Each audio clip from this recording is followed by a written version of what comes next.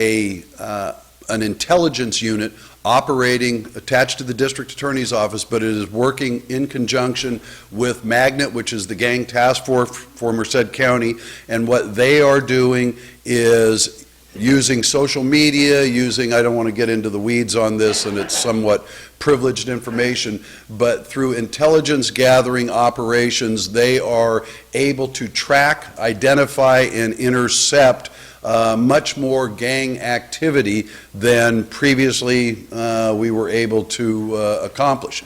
To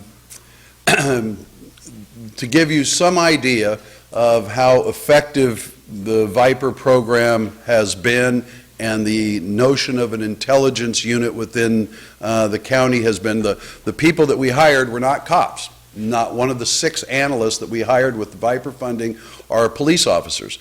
They came from military intelligence background and civilian intelligence backgrounds, and they knew how to access all the available data and information, obtain that information, collate that information, absorb it, and distill it, and push it back out to the law enforcement community. In 2016, last year, we had 9 homicides. After 3 years of 30-plus homicides, we had 9 last year, and thus far this year we have had 14 homicides. We're in the middle of November, but of those 15 homicides, only 3 have been gang-related.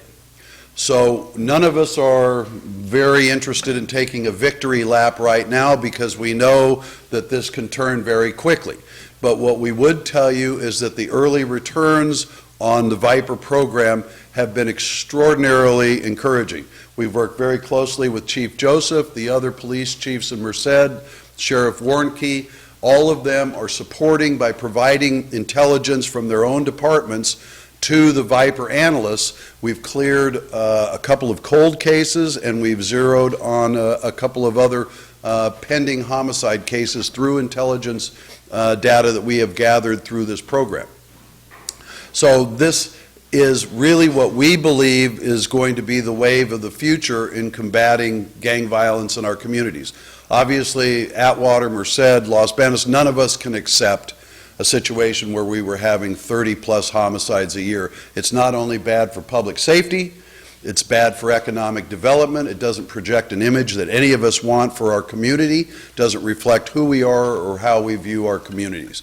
But we have to be smarter. We have to be more progressive in how we're dealing with this problem instead of just pursuing the same old strategies. So the Viper program really does represent an entirely different direction in what we're doing with primarily gang enforcement.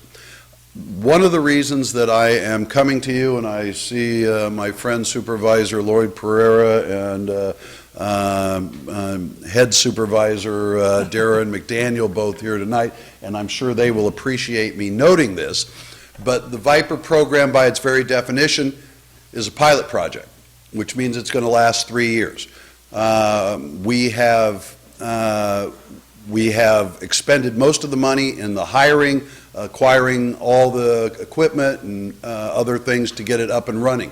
But at the end of that 3-year pilot project, we are going to be looking to each of the cities and the county cannot pick this up by itself, to fund Viper going forward. And we hope to continue the progress that we've made, and if we have, as we already have, cut the homicide rate in Merced County in half, actually by 2/3 last year, and so far by half. If we were to finish out this year, we probably are going to end up somewhere in the neighborhood of 15 or so homicides. That would be more than a 50% reduction in homicides over the previous 3 years and over the 10-year average. So we know this program works, and we are going to be hopefully coming back to you in 3 years with similar success stories and asking you to begin considering how the city of Atwater might contribute to keeping the Viper program going. It won't cost anywhere near $4.5 million, obviously, because that's over 3 years, but there will be some ongoing costs. But we can't go backwards. We're making progress, and we're going to need to continue to support this program. One other thing I should note, well, two other things I should note. As many of you heard, when did we do the Operation Scrapbook? In May, just to give you some idea of how successful Viper was, we conducted, many of you would have read about it, an operation called Operation Scrapbook, targeting Sereno or Southerner gang members operating in Merced County. We had more than, on the day of the takedown, as they call it, when everybody goes and identifies and goes out to make the arrests, on the day of the takedown, we had 600 law enforcement personnel come to Merced County, FBI, Department of Justice, California Department of Corrections, all kinds of allied agencies, all gave their time and their resources and came to Merced County to help us do the takedown of the Operation Scrapbook members. When we were done, how many did we arrest, Bill? How many were arrested? We arrested 65 mid-level gang members, and we've been targeting sort of the middle management, and believe me, there is a management structure in the gang world. We targeted the middle folks that were calling the business and shots out in the neighborhoods. We arrested 65 Sereno gang members. We seized over 150 firearms, including dozens of assault weapons. We confiscated 20,000 rounds of ammunition and over $200,000 in cash, illicit proceeds that would be used to fund additional gang activities. But what we're most proud of is that we did that, targeting all those residences through the intelligence and Viper and other agencies. We did that without a single officer or civilian being injured or any mishap whatsoever. It was the textbook definition of a successful operation. And taking 65 active Serenos off of Merced County streets, I can assure you, has made this community and every community in Merced demonstrably safer.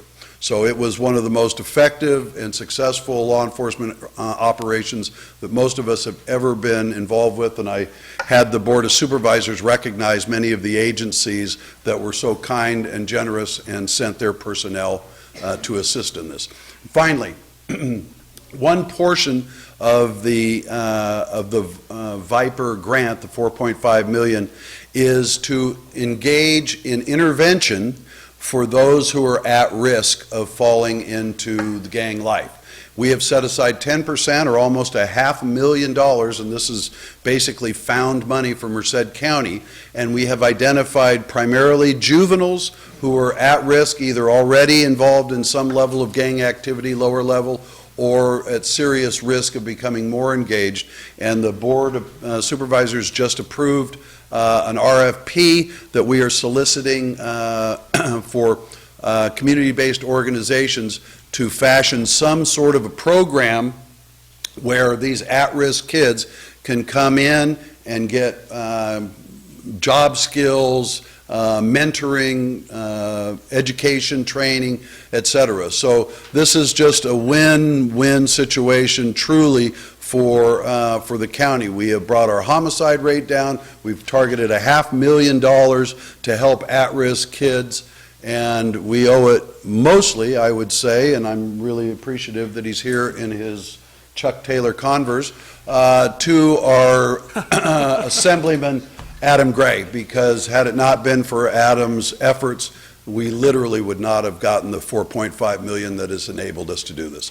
So that's my report. We'll be back in a couple of years, hopefully with more good things to tell you about with the program, and then we'll be asking for some help from the city of Atwater. But by telling you now, I'm hoping that you have a chance to at least keep that in the back of your collective minds as you're doing budgeting going forward. I'd be happy to answer any questions that you have. Any questions for the district attorney? None? You did better than being in court. Thank you. Great job. What a great job, Larry. Thank you. Yeah.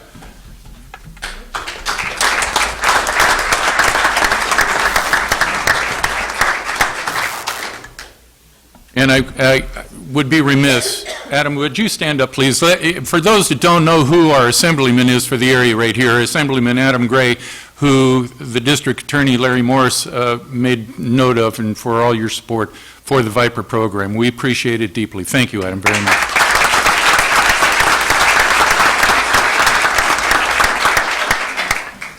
Next item, our monthly verbal report by Merced County District 3 Supervisor McDaniel. You got a tough act to follow there, Darren. Well, that was the opening, so that's part of our county update. Mayor, Council, thank you very much for this opportunity. District Attorney Morris, thank you for doing that presentation. It's good whenever you see a government program. In the private sector, we call it ROI, return on investment, and we see this one really working. So thank you very much, and thank you, Assemblyman Gray, for being a part of that.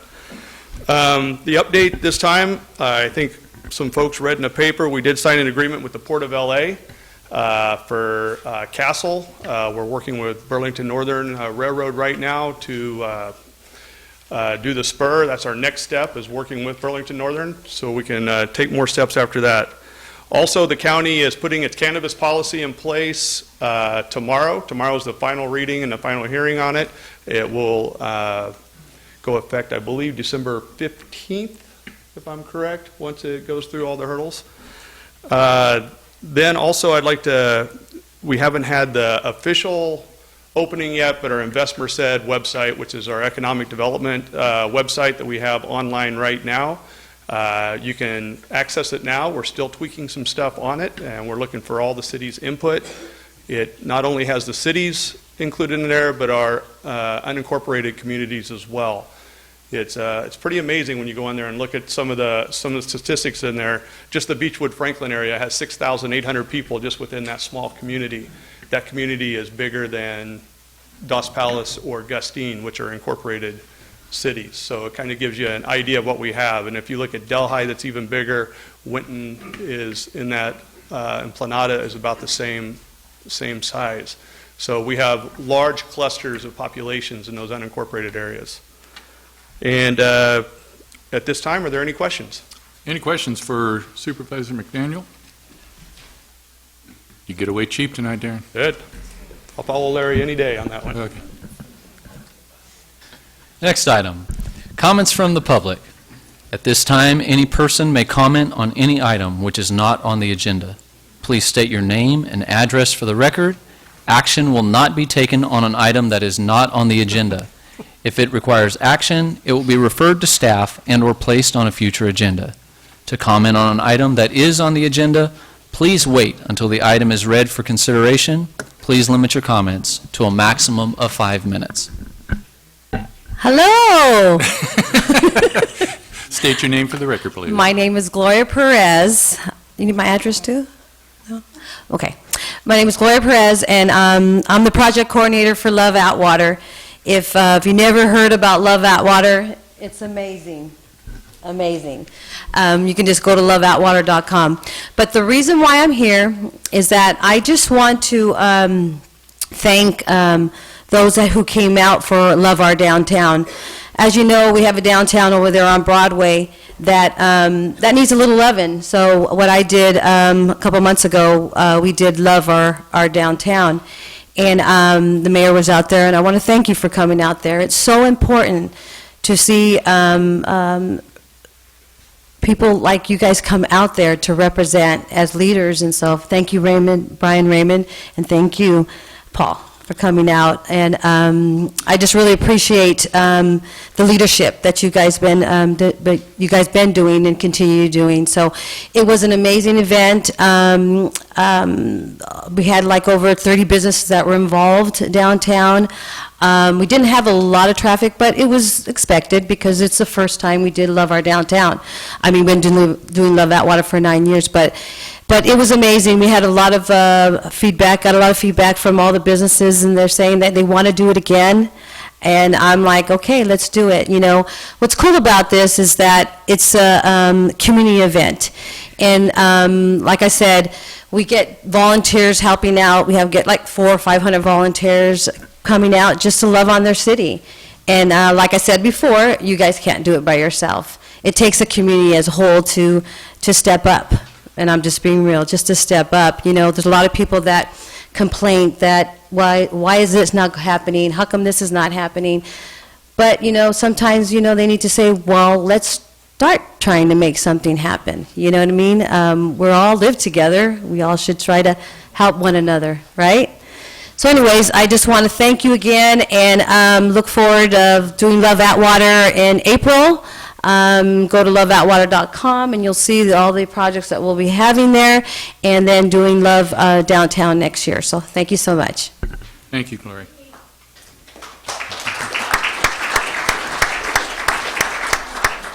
Anyone else wishing to address the council?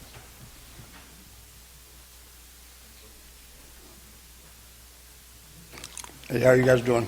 I'm Richard Johnson. I just want to clear up something that I think it was Dan Hernandez said a few weeks ago about us being raided at our house. You guys put it all over the news and everything over something that was illegal, and they took one plant. But he said I was arrested at our home. And I just want to make sure he knew that we was not arrested or charged with any crime, just so everybody knows. I want to make that clear. My wife had a permit for the plant she can have for her medication for the seizures. So don't worry about that. And you don't need to keep on us every day. You don't have to do that. And I wanted to comment on, maybe Frank Hernandez, he probably didn't know, maybe just figured if it's a raid, okay, he's a bad guy. Maybe, I don't know. But anyway, I want to comment on my arrest and how I got treated outside those doors right there. Wow. And nobody stopped it. So many crimes in that just 5 minutes. Unbelievable. I got pictures, don't worry. I'm going to show those. How Joseph really freaking put a hurt on me with cuffs on already.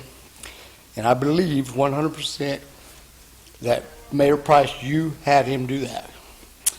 I can't prove it right now, but I'm sure the way you've been angry at me, I know you don't have what you do. Don't worry, I'm not going to cuss. I ain't going to say one bad word, because I am going to get what I got to say out. I ain't got the paperwork because I didn't come here. We've had our depositions tonight, me and my wife, and I can't remember exactly how it goes, but I know exactly what happened. I went to jail, arrested I was walking out of City Hall already, on my own, leaving. Joseph followed me out, but as I got out those doors, as soon as I got out those doors, I was immediately put in cuffs for saying the word B-U-L-L-S-H-I-T. Enough, Richard. Huh? That's enough. That's come enough. on, give me a break. Everybody can Richard, spell. Richard, I'm out here. Bye. Have a good day, Mayor. I know. Thank you. Anyway. Thank you. Roughed up. Thank you, Richard. In jail for 13 hours. No medical attention. I've hurt my neck and shoulder. I have a right to say what I got to say. Come on. I know you're saying that in the paper, at the other council meeting, that you're going to put a stop to this cussing. Well, I'm not cussing. I'm not cussing. You don't have a right to throw me out in my 5 minutes. I have a right to speak. You guys did that to me 2.5 years ago, and you did the same thing to me the other night. Left my wife at home, me worrying to death that I can't save her life because of stress-related seizures. It scares me to death. And how dare you guys lock me, make sure I stay in there for 13 hours. You don't even know what you did to us. People can't get used to this. We are not criminals. We're not bad people. We raised 4 great kids. You know that. You took away our water, Mayor Price. It's going to come out. It's coming out. I will not stop fighting for my rights to live and be free. We have a right to live like you guys. I don't have the money like you guys, but we have a right to live. We have not lived in 12 years. That's a promise. My wife, we don't see our grandkids. I'm not gonna get mad, I ain't gonna blow it, because I already know you guys arrest me and put a hurt on me for no reason. I don't hate nobody, but let me tell you, there's a lot of hatred towards me and my wife, I can promise you that. And I'm learning to stay, I'm on good medications. And when you guys call me crazy back there, that is so uncalled for. I take a good combination for my bipolar. I don't get angry anymore. 6 years since I've been in any kind of trouble at all with like a fight.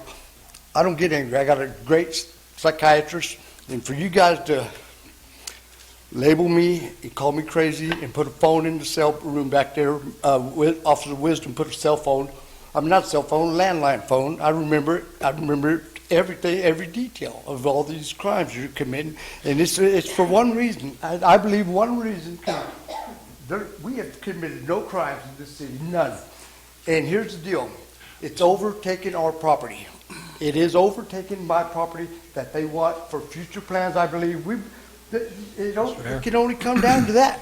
Mr. Mayor, if you could just direct the gentleman to make sure you can sorry, say what you want to say, but just make sure you address it to this body and not to the audience, okay?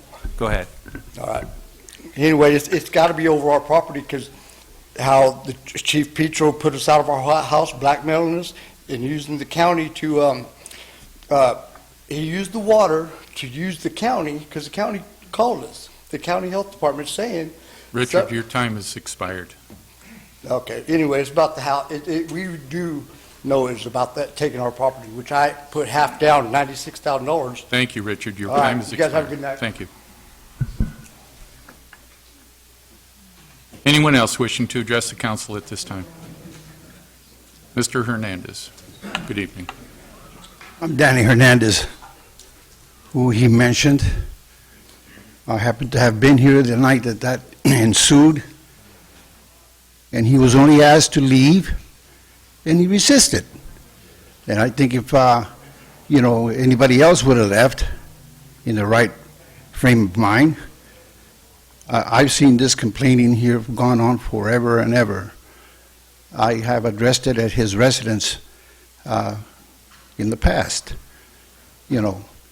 I think the PD here did what they had to do because the man was resisting arrest after he got into a fray outside with these folks. So, I would like to see this gentleman, straighten out the act and just start looking for positive resolution to what the problem is. This has been going on a long time. And I don't know at the city level, if there's anybody that can actually get to this individual, to convey to him, hey, what can be done and what cannot be done. You have to leave behind, what's already transpired 4 years ago. What the hell, I ran 4 years ago for city council and I tried to deal with him and it was impossible. So I'm not going to, give this issue here any leeway, but I think it's his responsibility, to do something. And the act that happened here, that he's talking about was unnecessary. All you had to do was leave. That's all I got to say. Thank you. Anyone else wishing to speak to the council this evening?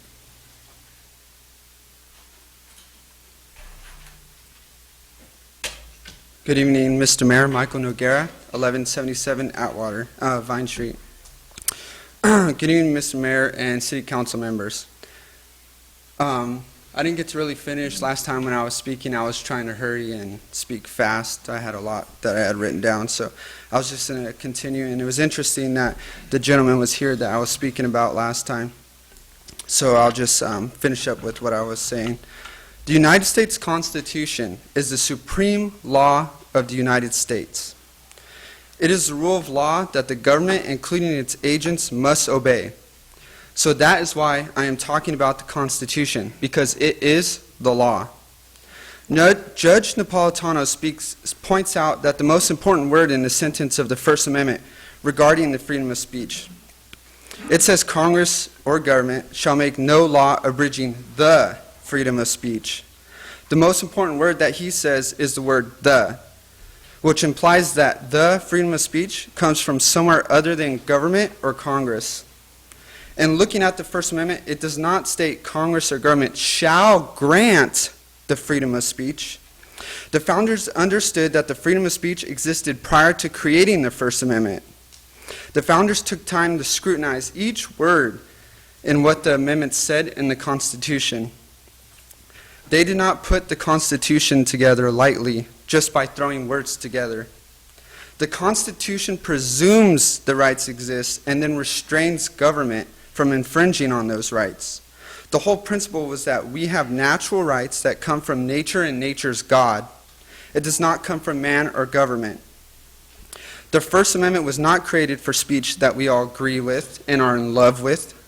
If the First Amendment was created for that purpose, then there would be no need for the First Amendment. No, the First Amendment was created for speech that the majority hates, fears, or does not agree with, to protect the individual from the majority of people who would choose to stop the freedom of someone to speak their mind. Lastly, according to Government Code Section 54954.3, subsection B and C, legislative bodies are able to adopt reasonable regulations for public comment, including regulations limiting the total amount of time allocated for public testimony on issues and for each speaker. But the body may not prohibit public criticism of the policies, procedures, programs, or services of the agency, or of the acts or omissions of the legislative body. Again, may we not forget that the people are the rulers, the masters, who obtain our rights from Almighty God, and not any man or government. Public officials are our servants and are charged with obeying the highest law of the land, the document that was created to protect we the people from overreaching government actions. The United States Constitution is the law. It is the highest law of the land. God bless you all, God bless Atwater, and God bless the land of the free. Thank you, sir. Is there anyone else wishing to speak?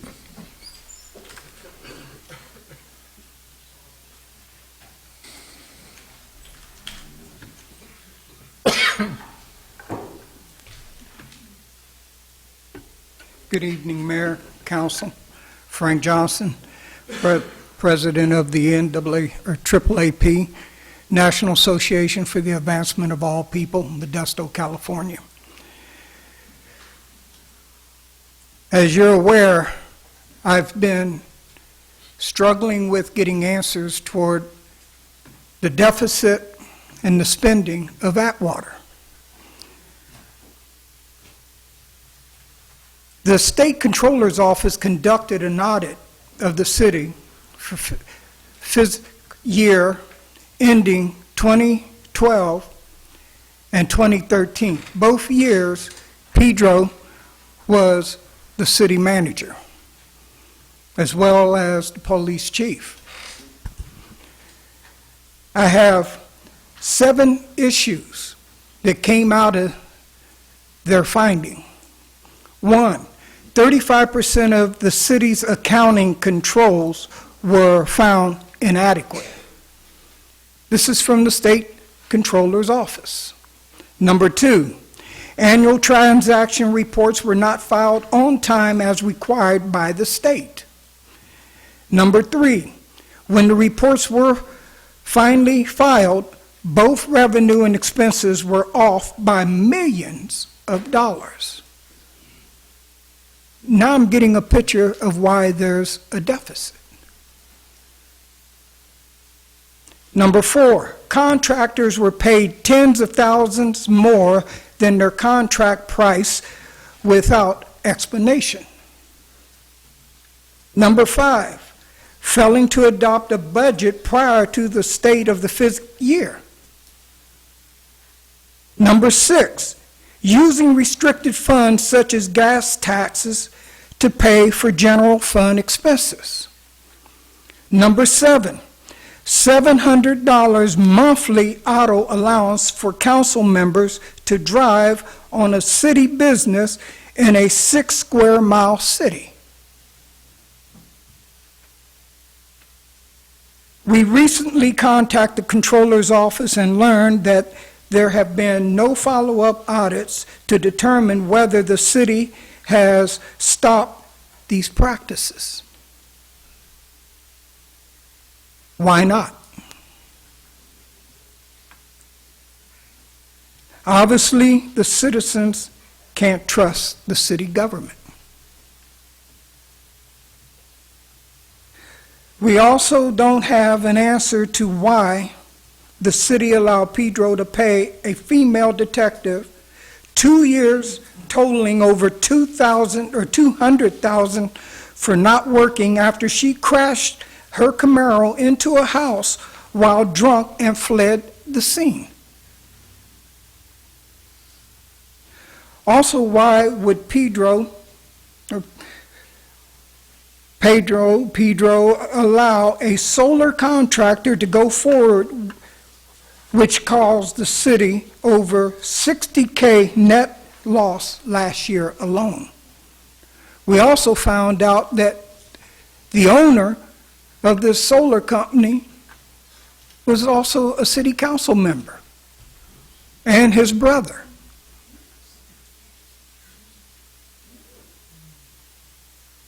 Well, thank you. I like to call point of order, Mayor. State your point of order. Mr. Mayor, members of the audience are not allowed to raise points of order. But I if you want to continue, demand that if you the want to mayor, continue, when I speak, if you want I to want the continue, same respect that others get. There's a lot of talking and noise in the background.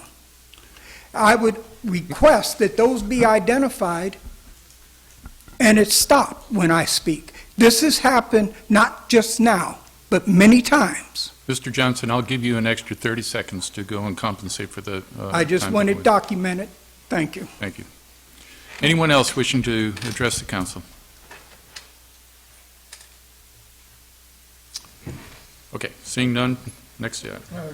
Oh, I'm sorry. Is there somebody? I'm sorry. Oh, jeez. I'll be quick, I promise. I doubt that. You doubt that. Mayor, City Council, thank you. My name is Bobby Ayuso. I'm a fire captain with CAL FIRE in the City of Atwater, Station 42 on Avenue 2.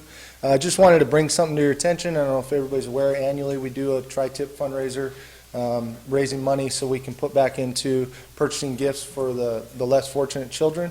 This year it's going to be held on December 9th from 1 to 4 p.m. The drive-through will be at Station 41, 699 Broadway.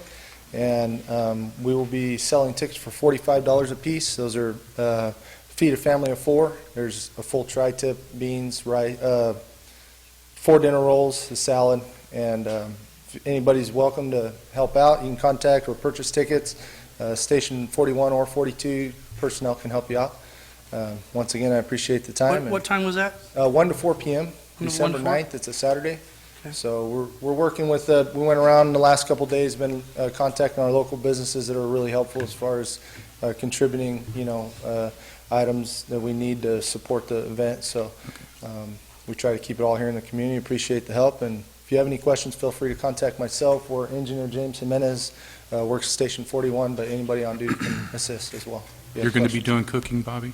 I'm going to be cooking, so. You're going to wash your hands this time? I will wash my hands. Thanks, Mayor. Thank you. Always a pleasure talking to you. You too, brother.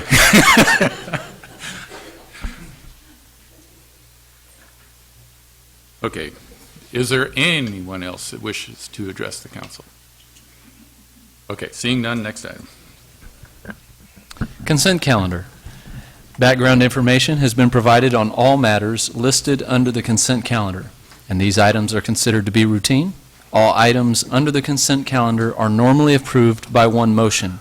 If discussion is requested on any item, that item will be removed from the consent calendar for separate action. Mr. Bramble?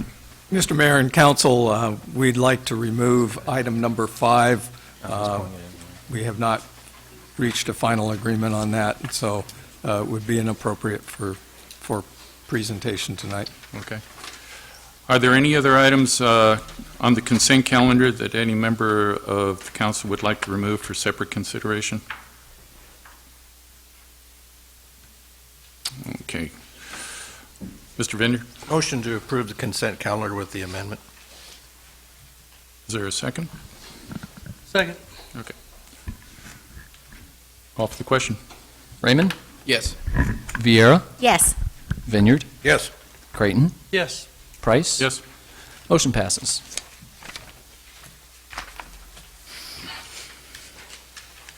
Next item is our city attorney reports and updates. This will be the city manager appointment and employment agreement. Thank you, Mr. Mayor, members of the council.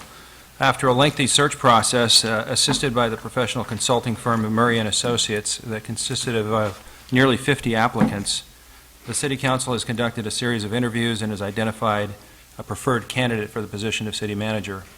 His name is Graham Mitchell, and he is in the attendance in the audience tonight. Mr. Mitchell, maybe you want to just stand and be acknowledged.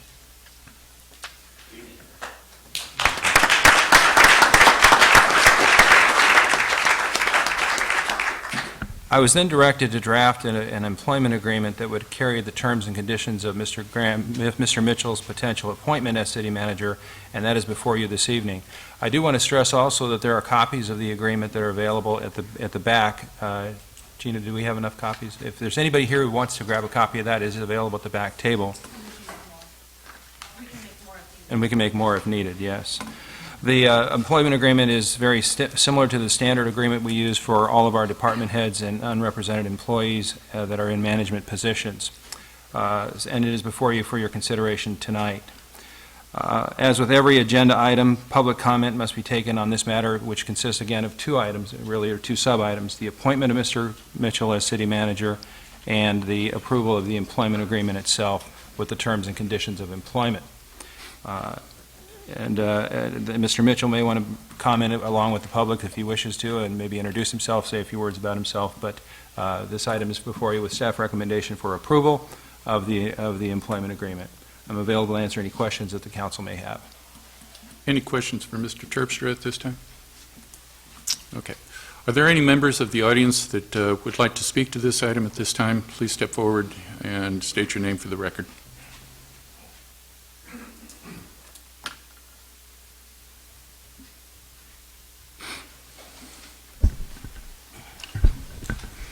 Eric Lee, 1199 Atwater Boulevard. Mayor, City Council, I have to congratulate you. This has been a long process. It's been an arduous journey, and I'm happy to see it finally come to a conclusion. I know we set the bar kind of high a few months ago when you voiced your opinions about wanting someone with a lot of experience and an educational level that would bring an expertise to our city to hopefully help us out of some of the financial problems we have and move us forward. I don't know anything about the other candidates, but I'm assuming that picking this one, that you know he is going to be the best one, and judging by a contract where you start him at level 5, I got to believe that that indeed he will be. I hope that this puts behind us some of the rancor and some of the problems we've had in the past, and some of the choices that we made and some of the people that we talked about. I think that this is a positive thing, and I hope that he will bring to the city, as I said before, a level of expertise and experience that will help us solve some of the issues we have and make Atwater the place that we all want it to be. Thank you. Is there anyone else wishing to speak to this matter at this time? Okay. Mr. Graham, if I can invite you up if you wish. Good evening, Mr. Council and the Mayor, members, Assemblymember Gray and elected officials. I really feel I should be talking to the group behind me because I've met most of you already. So for those of you that are looking at the back of my head, I've been a resident of the Atwater delivers our mail. We've been here for 4.5 years. I've spent several decades in executive leadership, running large organizations with responsibilities of hundreds of millions of dollars, with good financial accounting and a very, very high standard of ethics and responsibility. So I see a very bright and prosperous future ahead for Atwater, and one of the large opportunities is to revitalize, to bring in economic growth, and to bring prosperity back to this region where it once was, and we had a very proud city. So I'm looking very much to working with each and every one of you here and hoping that I get to know each and every one of you better as we go forward. So thank you, and I look forward to a positive vote. Thank you. Thank you. Okay, at this time, I'm going to start at this end down here. Mr. Raymond, if you have any comments that you'd like to make at this time, we'll just go down the line. As far as just comments to Mr. Mitchell? However you would like, yes, to this matter. Well, this was a long, arduous process, and to come to this point is refreshing. Mr. Mitchell's pedigree was second to none, and I'm looking forward to hopefully working with him real soon. And he's got some great ideas that I think can revitalize the city and make it what it used to be and could be, if not better. So. Welcome. Going through the process has been over a year, and so when we first came into office, and Paul and I just celebrated 1 year last week, it was the first thing on the agenda, and it has taken a year. But going through the interviews, I was very, very excited about the ideas, the fresh ideas that Mr. Mitchell has for the city of Atwater. His enthusiasm and hope inspired me, and I think when everybody here gets to know him, they will share in the inspiration, the hope that he has for our community. So I think we're going to look forward to a brighter future, and again, welcome to the city of Atwater. Mr. Creighton. I too want to welcome you, and from the turnout tonight, it looks like the whole town's here to welcome you also, and we have the assembly member here and our district attorney and some supervisors to welcome you. So I'm really excited, looking forward to what we're going to do. Again, he does come with impeccable credentials and the ability to get things done that we've needed to do in this city for a long, long time, and I am very, very excited, as my family is also. So welcome, Graham. Mr. Vineyard. Great accent. While the majority of the council has chosen you, I will support you as best I can and answer any of your questions. I've always been honest and open with anyone who's been in your position or going to be in your position. I don't agree with things as they turned out or things that are going to occur. However, you do have my support because you will be the next city manager. Thank you. And I get the last word. Well, ladies and gentlemen, for those that know me, they know that I have followed the City Council of Atwater and Atwater City Government for probably over 20 years. And, you know, it's one of the things that I sometimes pride myself, sometimes not so much, but I've seen 5 city managers come and go during the time I've been following this city, not including interim. Some of them are good, some of them weren't so good. Some of the things that we discussed when it came to the selection process and how we were going to go about it, one of those things was make sure we protect the city. That was paramount. It was also one of those things here when I started first following the goings-on with the city and ultimately decided to take a run at and ultimately got the center seat here, that I was going to make sure that I was going to be open, transparent, and fiscally responsible to this city, because it's not these people that I'm responsible to. It's all of you, and all of you out there watching. And I feel as though that this evening is the culmination of a lot of different things, but one thing that I want to say is, I want to echo what actually all the council members have said. I'm going to do my duty to support and help you and counsel with you and do everything I can, because I want my city to be taken care of. I want my city to succeed, as we all do. There are things that I believe are items that I do not agree with in this agreement. I think fiscally, I have to be honest, I think that some of these things are overextended.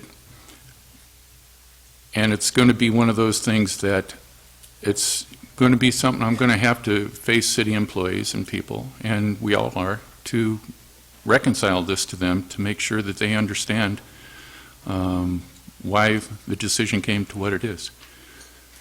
But be that as it may, we are here tonight, and we are going to move forward, and we are going to make this city the best city in the Central Valley, and we are not going to go backwards.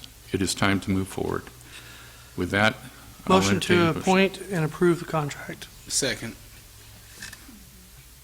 Creighton. Off the question. Viera, Yes. Raymond, Yes. Creighton, Yes. Vineyard, No. Price. No. Motion passes. Congratulations, Mr. Mitchell. Mayor? Can we, before everybody takes off, can we take a recess, Mayor? Getting to it. Ladies and gentlemen, we're going to take about a 30-minute recess here to allow folks to be able to mingle and meet Mr. Mitchell. Thanks for all those. And Dr. Gomes, nobody mentioned Dr. Gomes here tonight. Steve Gomes is here in the house tonight. I wanted to make sure that he was recognized as well.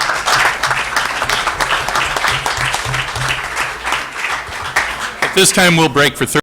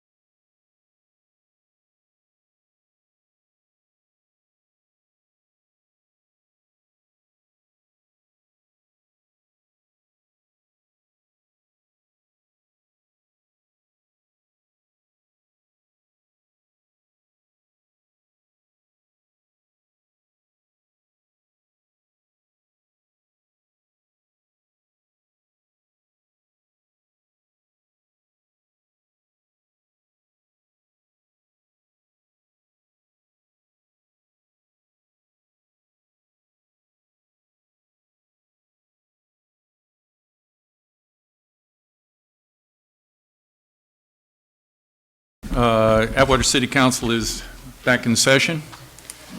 Next agenda item, please. Petitions and communications.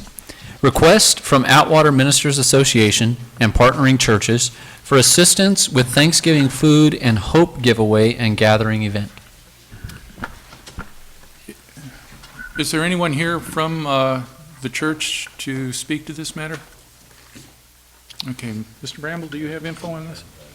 Well, I don't have a lot, but I do know that their intention is to utilize Veterans Park to have a Thanksgiving food and giveaway and feeding. They're requesting our assistance with police as well as Public Works.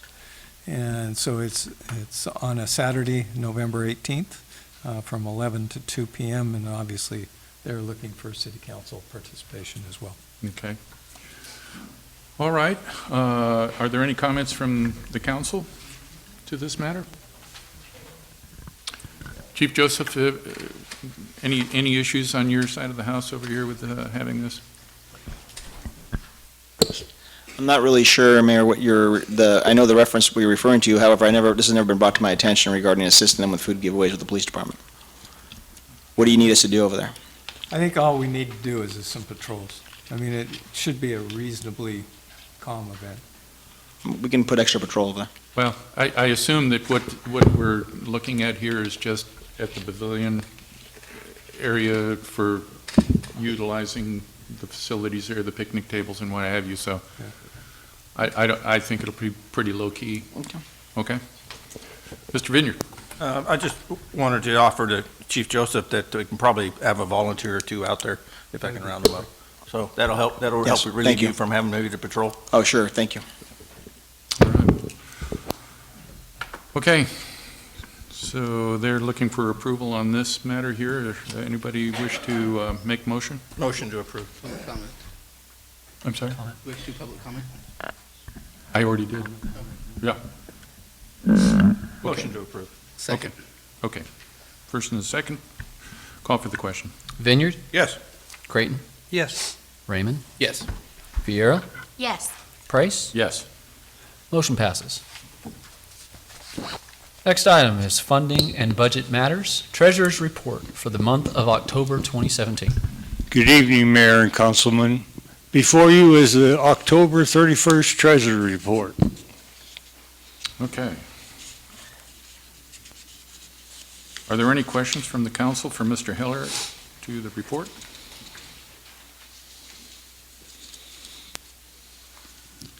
If there's no question, entertain a motion. I might add, since Mr.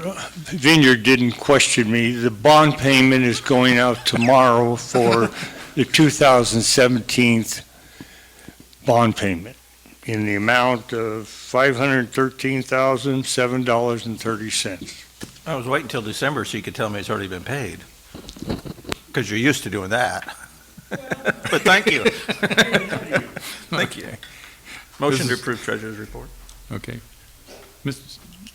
No? Okay. I'll second. Any other comment? Call for the question. Raymond, Yes. Creighton, Yes. Vineyard, Yes.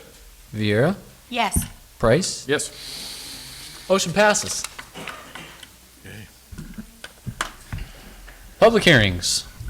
Appealing the decision of the Community Development and Resources Commission decision not to make determination of public convenience or necessity at 1485 Broadway Avenue. Mr. Terpstra, do you wish Yes, to Mr. speak Mayor, to this? members of the council. This is an appeal from a decision of the CDRC in which the CDRC did not make a finding of public interest or necessity with respect to the issuance of a Type 20 license at this particular establishment. The council's discretion in this matter is very broad. As I note in the staff report, the Business and Professions Code requires the Alcoholic Beverage Control to deny an application for a license if issuance of that license would create an undue law enforcement problem or result in or add to an undue concentration of licenses, which in this case there are a number of licenses already in that area. However, the state can still issue the license if, among other determinations, the council makes a determination that public convenience or necessity, and I say public convenience or necessity, would be served by the issuance of the license. And so, after taking the testimony of the applicant tonight, the appellant, if the council finds that the public interest or necessity would be served, then the council can make adopt the resolution that is in your packet and essentially grant the appeal. So it would be appropriate at this point, unless there are questions from staff or from council to staff, for the applicant or the appellant to go first, and then those who might be in opposition to the issuance of the license, and then the appellant has the right for a short rebuttal. Okay. Are there any comments or questions from the council at this point? Okay, hearing none, we'll open the public hearing. Sir, if you'll please come to the podium and state your name for the record. Yes, good evening, Mayor and Councilman. My name is Cyril Lawrence. I'm an attorney in Merced. I'm here as the spokesperson on behalf of my client, Raj Randawa, who is asking that you support resolution number 2995-17, granting the appeal on behalf of the 89-cent store, which is located on Broadway, that it is a public convenience in order for him to be able to provide wine and beer. That's it, on a T20 license, which is an off-premises consumption. It is nothing on premises. So that is why we are here this evening. I think it's important you have in front of you, first of all, some photographs. The photograph is essentially of the subject store adjacent to a second store. They're virtually identical in terms of square footage. I think you need to understand that there's also some equities involved in this particular case, and I'd like to, if you don't, if you bear with me, to go through what I see is some history of the store and what has occurred in the last 17 years, because this business has been in Atwater and has successfully operated since 2000. It was a pre-existing business that my client purchased in 2000. Now, first of all, I'd like to bring to your attention that the bar that you're being asked to consider is a very low bar. It's whether or not it is a convenience to the public to allow my client to sell beer and wine. I would submit to you that it is. I would submit to you that right now, virtually every gas station in Atwater has the ability to sell beer and wine. You've granted that same privilege to other businesses here in Atwater. Interestingly enough, there was apparently an A&P that requested the same license on the same day that my client presented his application, and it's a conditional use permit is what he is asking of the county, of the city rather, because the conditional use permit is a prerequisite for him to even go to the ABC to see whether or not they make a determination as to whether or not there's problems with having the license where it is, the law enforcement stuff. That actually is not before this board. That is the ABC determination. The purpose of this appeal is to appeal whether or not the conditional use should be granted. There were 3 license applications on the day that my client applied. 2 are granted. The third one, his, was denied. No reason was given for the denial, or else I'd at least be able to focus on why the application was denied. Now, going back to the business itself, as I said, the business began in 2000 when my client acquired that business. It's 89-cent plus. Essentially, they're selling things for less than $1. That's the business in 2000. However, since 2000, you've allowed 2 Dollar Tree stores, 1 99-cent store, basically big box stores. Nobody is criticizing those decisions. However, the impact of those decisions affecting my client's 89-cent store has been significant. So since 2015, when those decisions were made, business has not been as vigorous as he had hoped it would remain. So we've seen a marked decline in activity. Now, he's been able to manage with something called check cashing and the ability to transfer funds. So that has been a fairly profitable activity, which has allowed him to maintain his business in the last 2 years. However, what has happened is, in 2015, the store that you see the picture adjacent to my client's, which is a liquor store which sells, in addition to beer and wine, spirits, was purchased.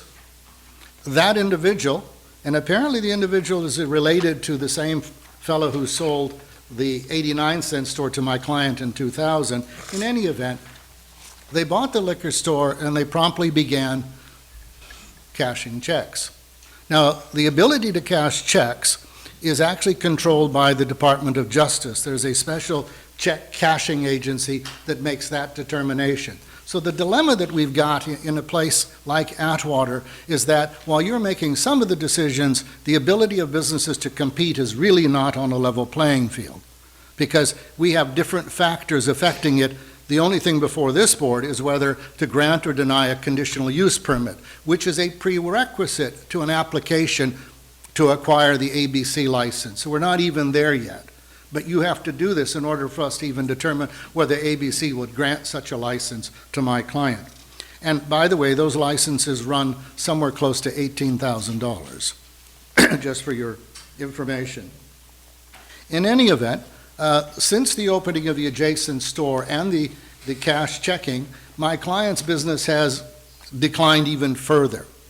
And his hope, in order to be able to compete, so I would submit that the equities are on his side, is he needs to have the ability to at least sell beer and wine to the people that come in to cash their checks. Because right next door is a liquor store doing that very thing. The purpose of cashing the checks is in order to facilitate the sale of beer and wine. So that's what we're asking you to do tonight, is to consider granting the conditional use permit in order for my client to continue competition. Now, I heard repeatedly here about how you want Atwater to succeed. And from where I sit, I wrote it down, but I can't seem to find my note. Here it is. You want the city to succeed. We too, my client, would like to see the city of Atwater succeed. But in this particular case, my client is looking to the board to at least recognize that the bar to which is set for a conditional use permit in this particular case is public convenience, not a very high bar. The bar as to whether or not the liquor license will be granted, that's for the ABC to determine. But all you need to do is grant that, because that's a prerequisite to even going further with a supplemental application to ABC. And I think by supporting small businesses who clearly are facing tough economic times, not because it's anybody's fault, but because business models change. And if they don't change with those models, they won't be able to succeed. I would submit that selling beer and wine in this particular location is a public convenience. I would submit that there's no harm, there's no indication that there's a criminal element that's going to be at that location as a result. I see it as no different than going to the, A&P store that's adjacent to a gas station to go in and get a six-pack of beer or a bottle of wine. So I would urge you then to support this application and grant the appeal. Now, I would point out that there has been, I think there's something called Bobby's Food Corner that this department has granted the application. As I said, I think the Chevron dealer, the Valero dealer, the Shell dealer, and the Circle K are selling beer and wine in your community. I see no reason to single out this particular business, especially where, in order for him to compete with the gentleman right next door, he either has to come up with a way to do that, or he has no choice, because without the cachet of providing beer and wine, whatever check cashing business that he currently has will disappear. So I would submit that not only do you have a low bar, but I think the equities are actually in favor of my client's application before you to grant the conditional use permit. Have I missed anything? Sir? And I would then ask that if you have any questions, I have my client here with me, that you might address those to him or to me. Okay. I'd be certainly happy to attempt to answer them. Thank you, Counselor. Are there any questions for Mr. Lawrence or for Raj here? Okay. Thank you, sir. Thank you. Thank you. Anyone else wishing to speak to this matter? Do we need to fill this out?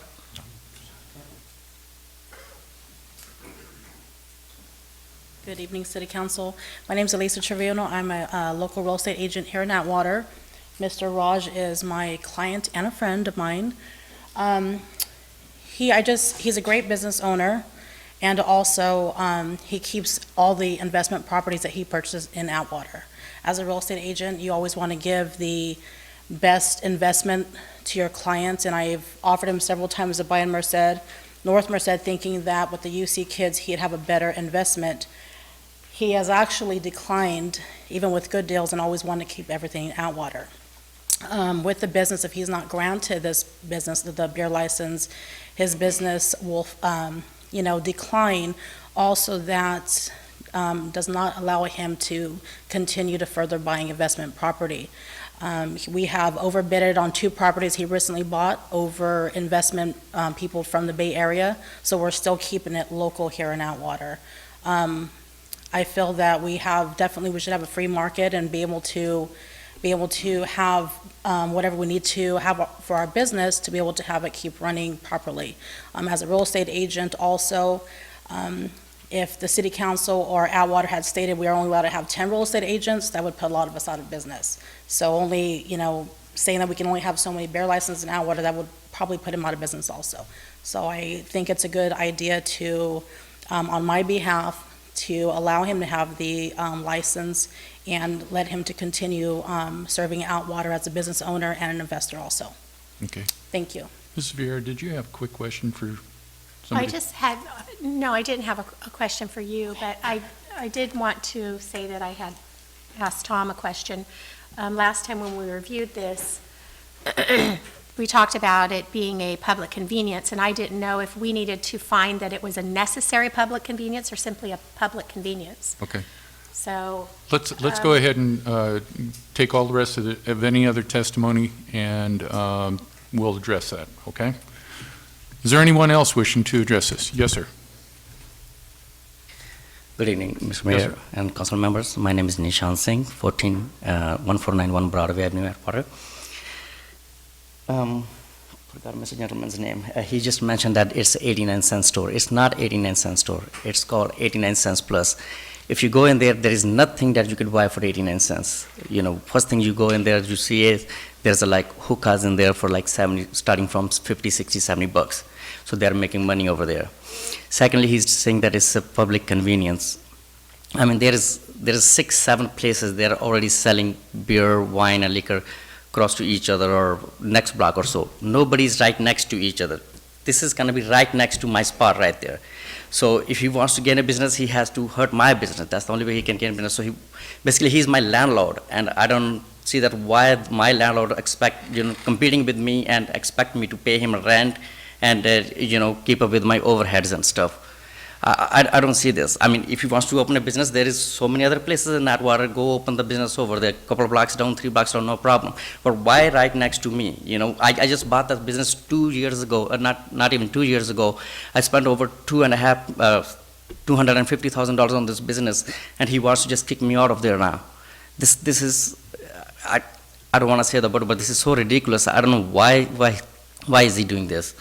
So I don't see a point that you guys could grant him, because if we're selling the same things right next to each other, it's going to be nothing but the competition. He's going to lower the prices. I'm going to lower the prices.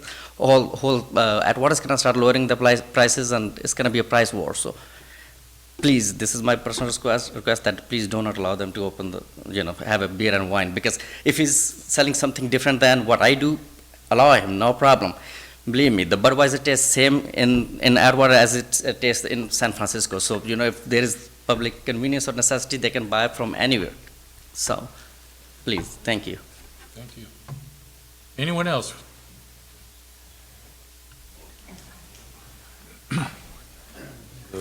Adam Reed, Atwater. At the last meeting, you guys discussed this, and it was brought up that there was 3 applicants that night. There was 3 applicants on the agenda. One of them was pulled.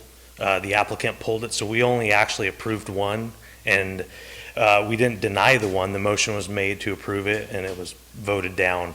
So we didn't make any further motions on it. So there was only 2 that night. The third applicant, like I said, pulled their application and didn't want to move forward with it at that time. They came back since then, and we did approve it at our last meeting. So that being said, also as a resident of Atwater, that district is oversaturated. There's already so many permits in that area. We aren't talking about fast food or candy bars. You guys are going to be running the same problem probably with the cannabis coming, because it's a controlled substance, or it's controlled. So we got to use a little bit more decorum and regulation on this, in my opinion. Do we need that many? Is it going to be more convenient? I guess an argument could be made it is. Is it a necessity? No, because there's already so many stores. There's a bar next door to the liquor store that's next door to this. And then we approved, like they said, the Bobby's on 5th Street and Atwater Boulevard. There's Shell behind them. There's the Valero across the street. Down the street, there's a Chevron. There's AM/PM. And we did approve AM/PM that night, but that's over in a totally different census tract on the other side of town, where there is a lack of alcohol sales. It's on Buhack and Juniper. So there's not very much in that district or over there for that housing. So I voted no on it at the commission, and I would hope that you guys uphold our ruling on this. Thank you. Thank you. Mr. Rush.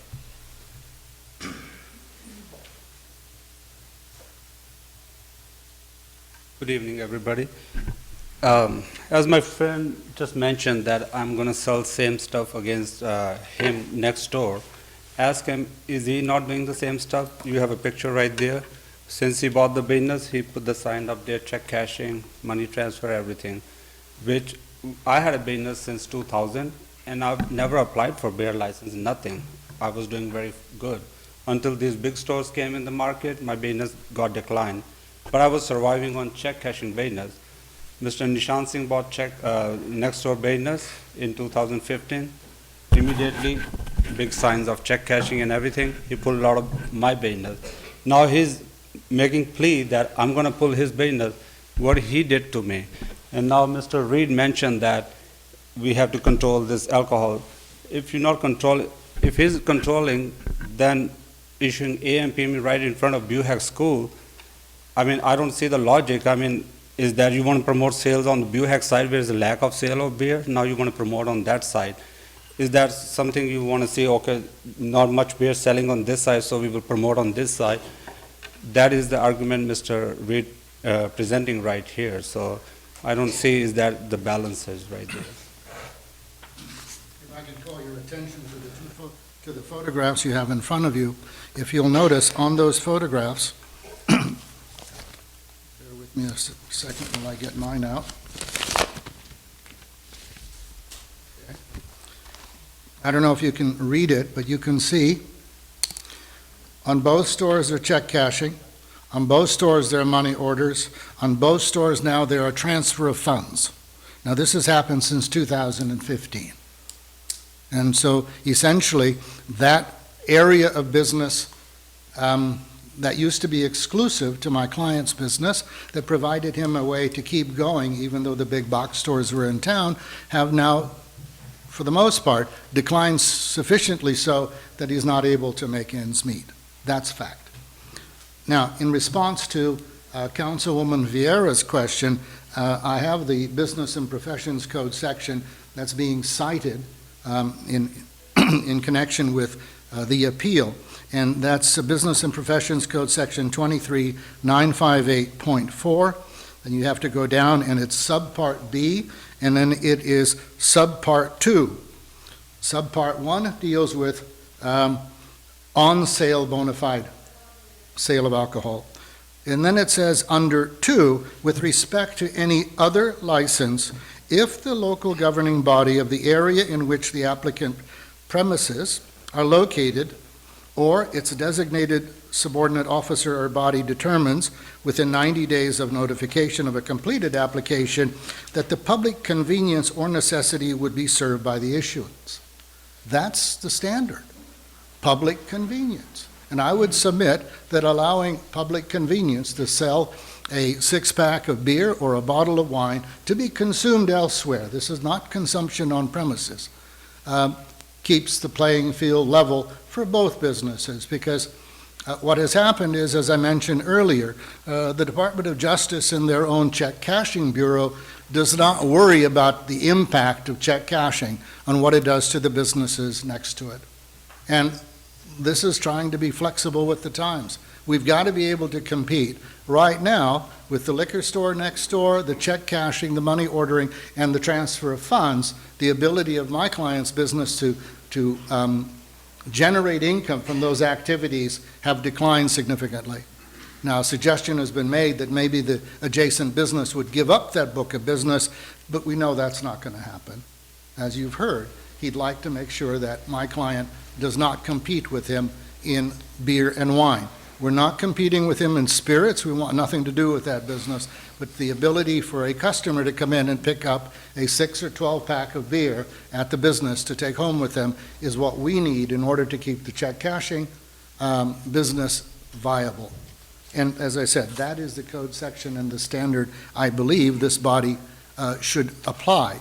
Now, finally, with respect to the number of other businesses and everything else, as I said, that really is part of the Department of the ABC, Alcohol Beverage Control. They have the problems, and there's going to be another public hearing, assuming we can overcome this hurdle.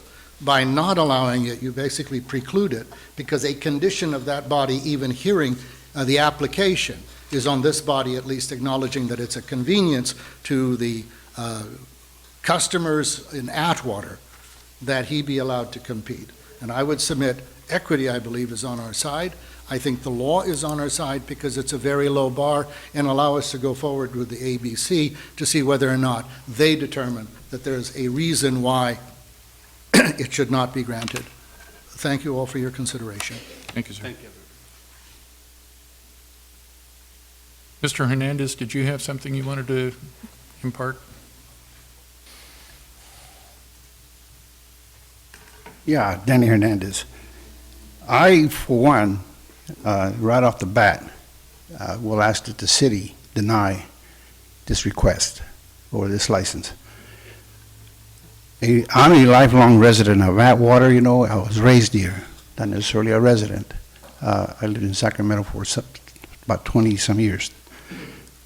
But I remember seeing a lot of bars, a lot of places to buy liquor. But back then, in those days, you know, people worked hard in the fields. Not that they don't do now. The difference is now is that you have a lot of people that they don't have a job, and they come in and they just go and buy liquor. I had a brother, you know, that he even charged at one of these establishments across the street from Shell. He ended up passing away from alcohol. That was his doing. That wasn't the liquor store's doing. But the problem that I see today is that, you know, people having excess, you know, will abuse it, those that do abuse it. And there's problems. And you put a burden on the PD, you know, as I have said in the past, you know, you got individuals that go and buy a 12-pack and they go sit outside and drink it. Once you step outside that business, like the man says, it's to take home, right? You don't go home. You can just drink it right outside. There's nothing he's not going to tell them to not do it, you know, but it is going to create a problem for us here. And you have, you know, you have enough businesses already that are doing this same thing of selling liquor, beer, and wine. And if an individual cannot walk far enough, you know, to get it, because you got to put them all in one place, then, you know, you don't need another business of this type. He's refused to go to Merced up there in up there in the El Capitan High School neighborhood. I can see why. There's nobody up there that abuses the alcohol as much as they do down on Martin Luther King. Put that sucker down there in Merced, if that's what you're aiming at. I know the clientele that would go to that business as they do today, coming off of Olive. And I see it every day because I live down there in that doggone neighborhood. So you don't want to add to this, and compound this problem by having more access to it just because somebody wants to compete with someone else. That doesn't add up. You know, you got a lot of good businesses in that neighborhood, and I think the liquor business as it stands today is suffice. Don't need any more. You know, it's not good, you know, I mean, I don't see anything good coming out of it, you know, outside of somebody just wanting to compete. And if you understand some things, you know, that I just became aware of, you know, I hope you've talked to the gentleman that owns a store right now that is an existing Bernie's Liquors. All right? I worked in that store when it first opened up as a 9-year-old kid. So I tell you what, I didn't start drinking there. But I know a lot of people today that do go there, you know, and they buy their beer and then they send their wife down there to get it. And then you got another problem with the Atwater PD going down there to take care of a disturbance. So, you know, it doesn't, to me, like I says, to put another business in there is counterproductive. And I don't know about inside the city limits at the present time where you can put it, but I think we have enough of these businesses in this city already. You can go up down Bellevue Road, you can see them.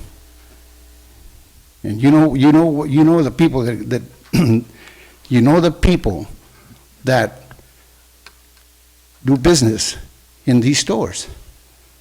And I don't think we need that kind of stuff here to continue to add to it when you're trying at the same time to eliminate the problems that arise from it. Thank you. Thank you, Mr. Hernandez.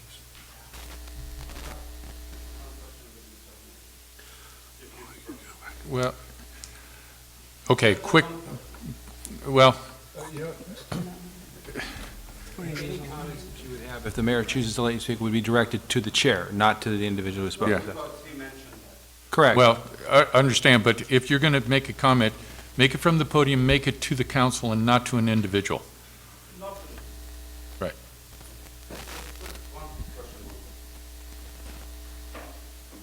Like Mr. Hernandez just mentioned, what kind of business they do in that. What does that mean? Is pointing on our like integrity, that what kind of business we're doing? We're selling drugs, we're selling stuff like, if it is alcohol is allowed by state of ABC and government, we're not doing anything illegal. I don't know what he points out, what kind of business they do in liquor stores. When he worked himself in the liquor store as a 9-year-old, he made his living from there, so why not we can make our living from there? We're not giving drugs to people. That's what I wanted to mention to Mr. Hernandez. Okay. Okay, is there anyone else that wishes to speak to this item?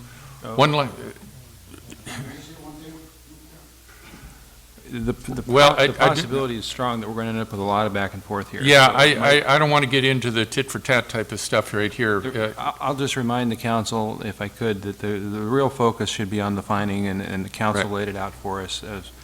Has there been enough of a showing, based on the evidence that you've heard and what was put forth at the CDRC and summarized in your minutes, is there enough evidence to show that the public interest in necessity would be served by the issuance of this license? That's the issue that you have in front of you. Yep. And you have to weigh the testimony of the folks who have spoken and what's in your record and make an appropriate finding. So I think you have enough testimony on the record to do that, and it's advisable now to close the public hearing. Okay, and with that, is there anyone who has not spoken that would like to address this issue? Okay, very good. On the advice of council, we will close this public hearing, bring it back to the council. Mr. Vineyard, your light is on. Competition's good, and we see it all over the city, we see it all over the state, we see it all over the country. And the argument of somebody moving in and doing the same thing next to you can be made anywhere. The issue I guess I have is, I was at that meeting, listening. And Mr. Reed kind of confirmed it tonight, but ABC designates 4 permits, and we're up at 10.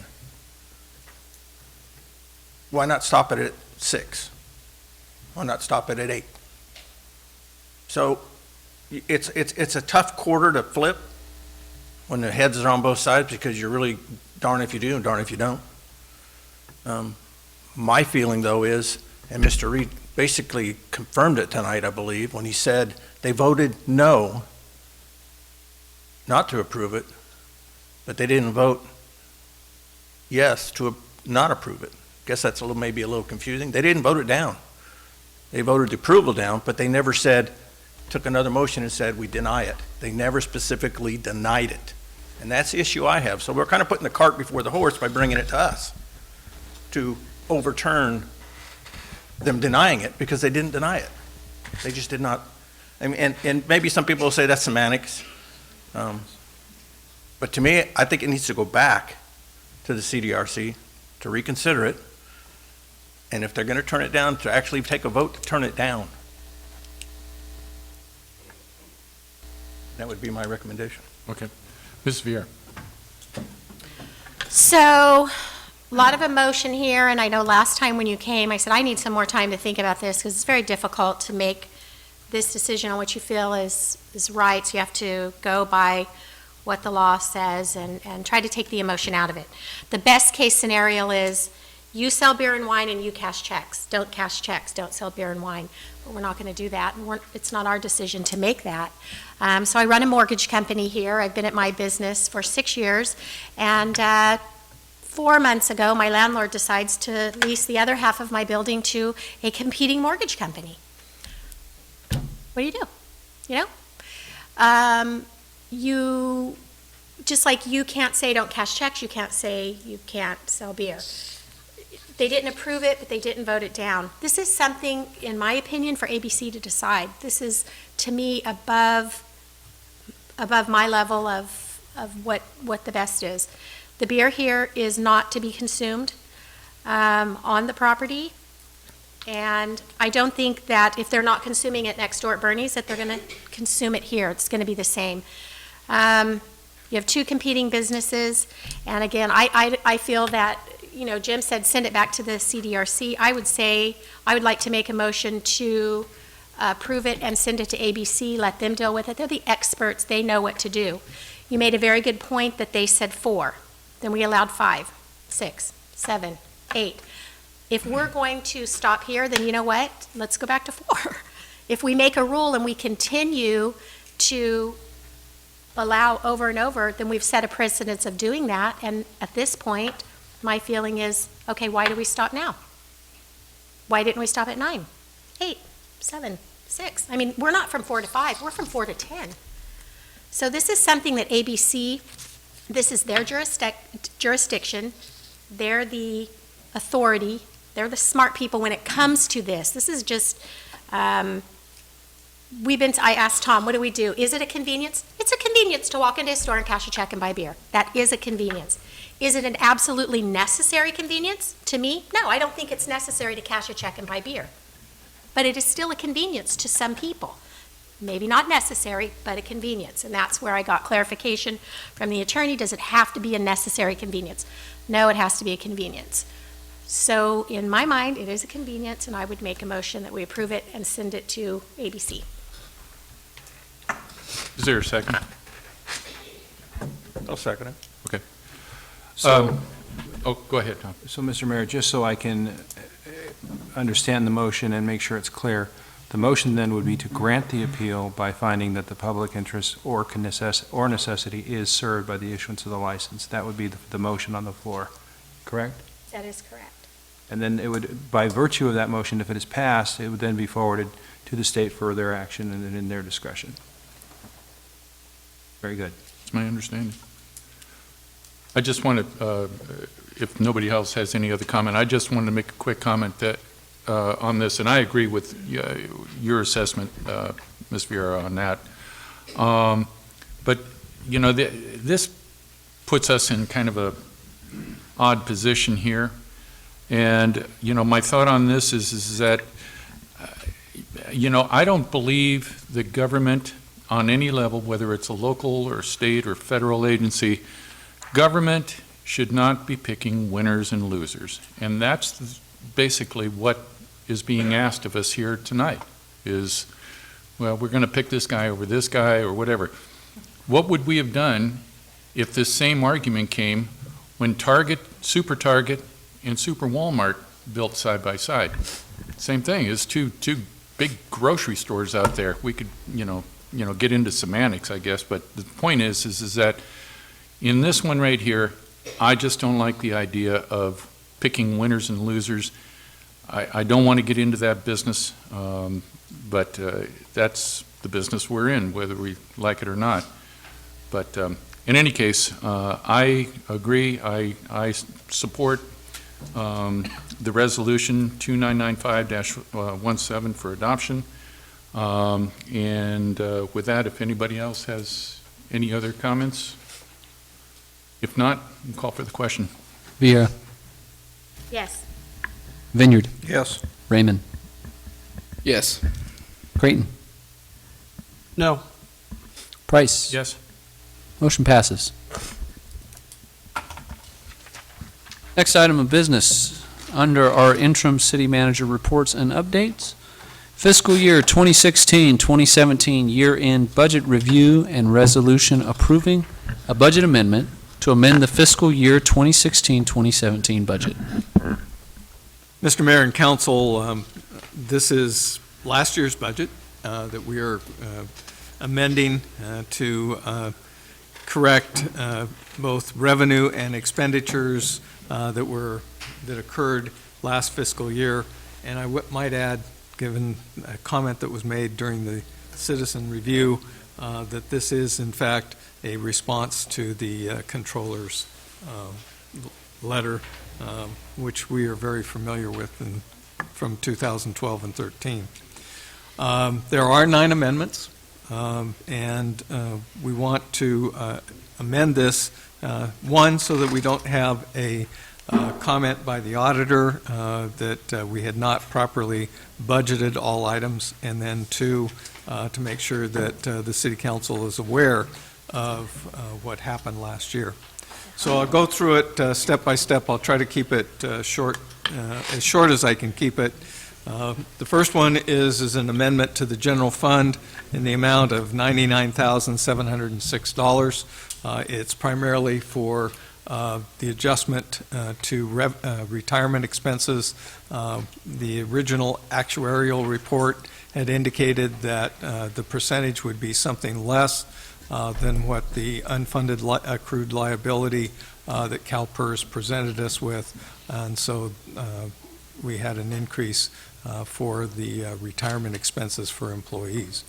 I will say that this is a little offset by some revenues that we received, and we'll talk about those, but in the general fund of $63,445. So this expenditure was offset a bit by the revenues that we received. Other funds, we have a reimbursement agreement fund, and this is a fund that is utilized when developers come in for projects. In this case, it was a proposed apartment complex, and it was professional services to conduct a California Environmental Quality Act service. And the cost was about $3,770 more. The developer had the opportunity to make that payment, and so that was an increase of revenues as well as expenditures. The Community Development Block Grant Program, there was an increase of revenues in the amount of $2,492 in accordance with Community Development Block Grant laws. If the city receives revenues less than $35,000 a year, we can put that program income into the general fund, which we did. The Fire Facility Impact Fee Fund had a miscellaneous expense of $109. That was to cover property tax payment for a City of Atwater property that obviously is under under private ownership and will eventually be a fire station. The Redevelopment Obligation Retirement Fund had an increase of $287,627 for the Atwater Boulevard Streetscape and Downtown Redevelopment Bond. And there was also a transfer to the general fund for administrative expenses, which was I believe it was the $46,000. I'll have to look again. Community Development Property Trust Fund, this was an increase of $17,282. This is money that we receive from rents, leases, and loan payments, and it's authorized for use for future obligations. The Sewer Fund, Capital and Replacement, this is for technical support that we received during the year, permitting, compliance, et cetera.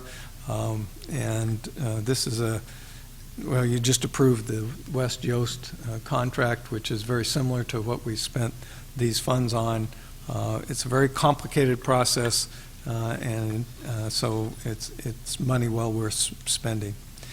The Sanitation Enterprise Fund had an increase of $146,700 for administrative fees, primarily for the professional services contract for technical support in reporting and permitting. This is for an old landfill, the Burt Crane landfill, and so that's why the Sanitation Fund is covering it. And then lastly is the Employee Benefits Fund of $38,612. This is for health insurance for retirees as well as dental insurance. We had a fairly high increase in the dental insurance use this year, and unfortunately our health care provider gave us a number that was quite a bit lower than what it actually ended up to be for the health insurance. And just as I was telling the Audit and Finance Committee this afternoon, generally they try to estimate high and then come in with bids lower than what the cost was. And they do that in usually April, May, prior to the adoption of the budget. Unfortunately, sometimes the premiums come in higher, and that was the case this last year. And essentially what happens is that the actual cost of the program occurs in late September, early October, and unfortunately we weren't fast enough to respond to the increase in premiums. So let me stop there and answer any questions that you have. Any questions for Mr. Bramble on any of these items? Okay, any member of the audience have any comments or questions pertaining to this matter? Okay, if not, see, is this informational only? No, you need to approve this. We need to approve this. Okay. Entertain a motion? Motion to approve the amendments. Okay. Yes, Dave. I'll second it. Is there any other comments? Any questions? Call for the question. Raymond? Yes. Vieira? Yes. Creighton? Yes. Vineyard? Yes. Price? Yes. Motion passes. Thank you. Next item, approving proposed refunding of 2008 wastewater bonds. I'd like to introduce Todd Smith, who's with Hilltop Securities. I was having a lapse of memory moment. And he's going to explain kind of an exciting opportunity we have to refinance the 2008 wastewater treatment plant bonds. And I'm going to turn it over to you to explain to the City Council what we're trying to pursue.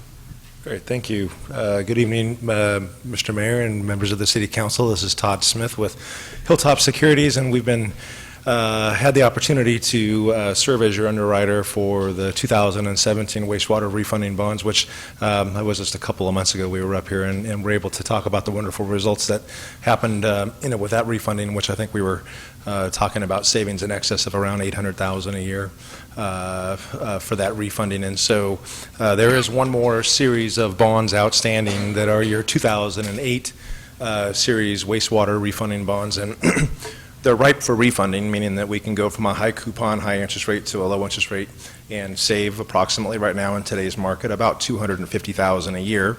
That summed up over the remaining life of the bond issue is about $4.9 million, so just under $5 million. So it's clearly significant savings based upon a par amount of about $17 million outstanding for the refunding.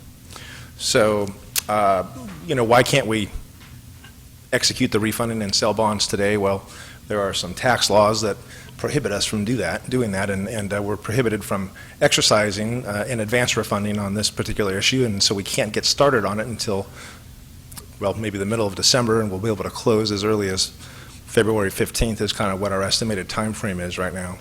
But the market is holding in. Obviously, we've got Trump's tax overhaul plan. Could have some impacts on the market as we get into the new year, but we'll have to kind of wait and see and just advise you as that, as this progresses. But nevertheless, it's a great opportunity. We're looking forward to getting started when LaQuinder gets back in the mid-December timeframe, and looking to sell the bond somewhere around February 15th. And again, as I had mentioned, we're looking at about savings of about $250,000 a year, gross savings, and that's on a present value basis is 2.1 or 2.3? Yeah, 2.2 million, and on a percentage, it's about 13% NPV. The benchmark for moving forward with the refunding is about 3% NPV, so you're clearly multiples above that. Any questions? Any questions? Okay. Okay, I'm sorry, go ahead, Mr. Vinny. Okay, the savings, that based on yearly, correct, January to January? That's correct. Okay. Second of all, so while we can put it in motion, we don't start seeing any benefit till what time after February once we have them all settled? When would you think we'd see our first savings? Your payments are set up for May 1st, so you would have your first savings realized on May 1st of about $50,000 of May of 18. Thank you. Okay, thank you. Any other questions? Any further questions? Okay, great. I'd just like to put a footnote. This is another bond savings, which is going to give us the opportunity to really look very diligently at the utility rates, and just to kind of remind you, we're about halfway through the utility rate study, which will be coming to you about in the same time frame. Yep. Okay. Mr. Vineyard. Yeah, motion to approve adopt resolution 2997-17, approving proposed refunding of the 2008 wastewater bonds. Second. Okay, is there any further comments or questions? Hearing none, call for the question. Creighton. Yes. Vineyard. Yes. Vieira. Yes. Raymond. Yes. Price. Yes. Motion passes. Thank you, sir. Great, thank you. Next item, reports and presentations from staff. Verbal update regarding the city tow yard. Mr. Mayor, yeah, the chief is really going to take the yeoman's part of this, but basically, this is a project that has gotten started. We've expended the funds to get the facility ready, and those are all expended, and we've been operating.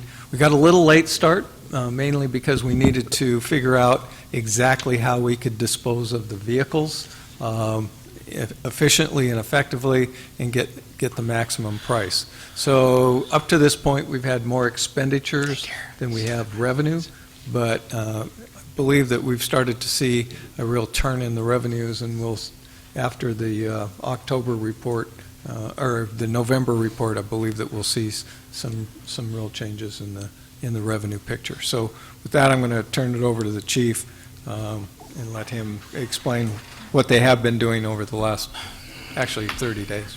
Thank you, City Manager. What we have here so far, we did a little comparison from last year to this year, so to give you guys an idea. Between June, which we started in June of 2017, until about November right now, last year, we impounded 333 vehicles. That is vehicles from the general tow yards. From this year, June to November, we've impounded 305 vehicles, and this is various through the tow companies and through our vehicles at our facility. We have approximately 65 to 70 that were actually towed at our facility on the city yard tow company.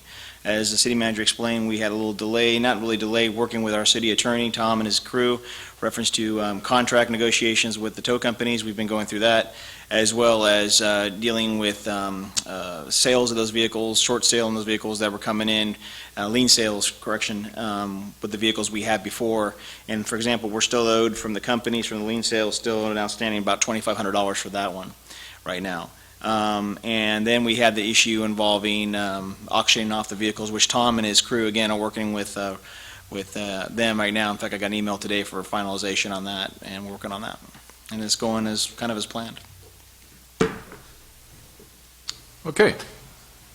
Any questions for Chief Joseph or Mr. Bramble pertaining to this tow yard? Yes, Mr. Raymond. How far of a loss are we at right now in operating expenditures with this? It's all been paid off so far. So it's even? Everything's been paid off. The revenue, I'm making the revenue to match it, everything's been paid off already. Thank you. Are we full? Right now, we're just about full. We're in negotiations with the auctioning off the cars we have. We have a lot of cars still there, and the other company, the lien sales, are still taking those cars. We could fill it up very quickly. The problem is we got to get rid of those cars first and dealing with the auction. In fact, what's the stuff that Tom and I, or Tom's law firm is working on right now. Yeah, it's very easy to do, though. Yeah, right along I did about a month and a half, 2 months ago, and during that short time between, I want to say like 6 in the evening to about 10 o'clock, 3 vehicles towed right then and there. And it was, already full. So they went off to other places. So this is a big deal. If we can lasso all the costs and all the logistics and all that, to get those vehicles out of there, get them sold and that type of thing. I think this is definitely a potential for making money for the city sooner or later. I agree. Is it your opinion that once that is worked out, that possibly it would benefit the city by maybe expansion of the current tow yard? Sure. Anything that it's already taken care of itself. If we're getting all the revenue that we're making that would normally go to the tow companies, we're making all that revenue ourselves right now. We're just making a general payment to the tow companies, and that's it for their storage. Okay. All right. If there's no further questions or comments, okay, move on to the next item. Declining fiscal year 2016 staffing for adequate fire and emergency response SAFER program. Right. Excuse me, I'll defer to Lori Waterman and Justin White. Make the report. Mayor and City Council. Staff applied for a 2016 SAFER grant program along with an economic hardship waiver.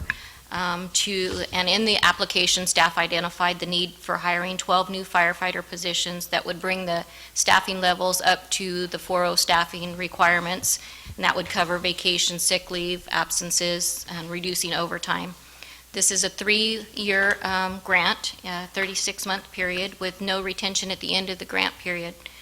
The federal portion would cover up to 75% of the actual costs incurred in the first year, 75% in the second year, and then 35% in the third year. So although staff did receive notification that our grant application as well as our financial hardship waiver were both approved, the awarded amount, federal award, was $1,704,960 with the city's cost match of $1,059,840. There was a little confusion because we did receive the waiver. Typically, a waiver would cover the city's out-of-cost portion to cover our match. However, the SAFER grant has a salary cap on it so that they may not exceed the 75% of the actual usual cost of a first-year firefighter. No waiver is available for that difference of the 25% of the total. So based on the numbers, although we did receive the highest funding available and included the waiver, with the city's financial general fund and Measure H are not able to sustain the cost of our required match for these additional positions, and so staff is regretfully requesting that City Council decline the award. Oh, I did want to also add that declining the award will not jeopardize the city for future awards should we find that we're in a financial position where we can offset the required match and we can reapply at a later date. Okay. Justin, any further comments? That covers everything. Lori worked on this grant, the SAFER grant, and as I came into this position, it was awarded, and was very excited to think that we were going to be able to have traditional staffing in the city of Atwater. And one thing that, because it costs so much money to staff and fund this, and the grant's only funded for 3 years at a 75, 75, and 35, that if we can't hold our end up of the deal with the SAFER grant, then we become uneligible. So if we are able to return the SAFER grant and then work on the next year's SAFER grant with numbers, then we'll be eligible for the future years to hopefully be granted this SAFER grant again for the city of Atwater. Mr. Raymond. Lori did a fantastic job on this grant. You guys just did an outstanding job. But it's, grants like this is why One Voice is such an important trip to go on.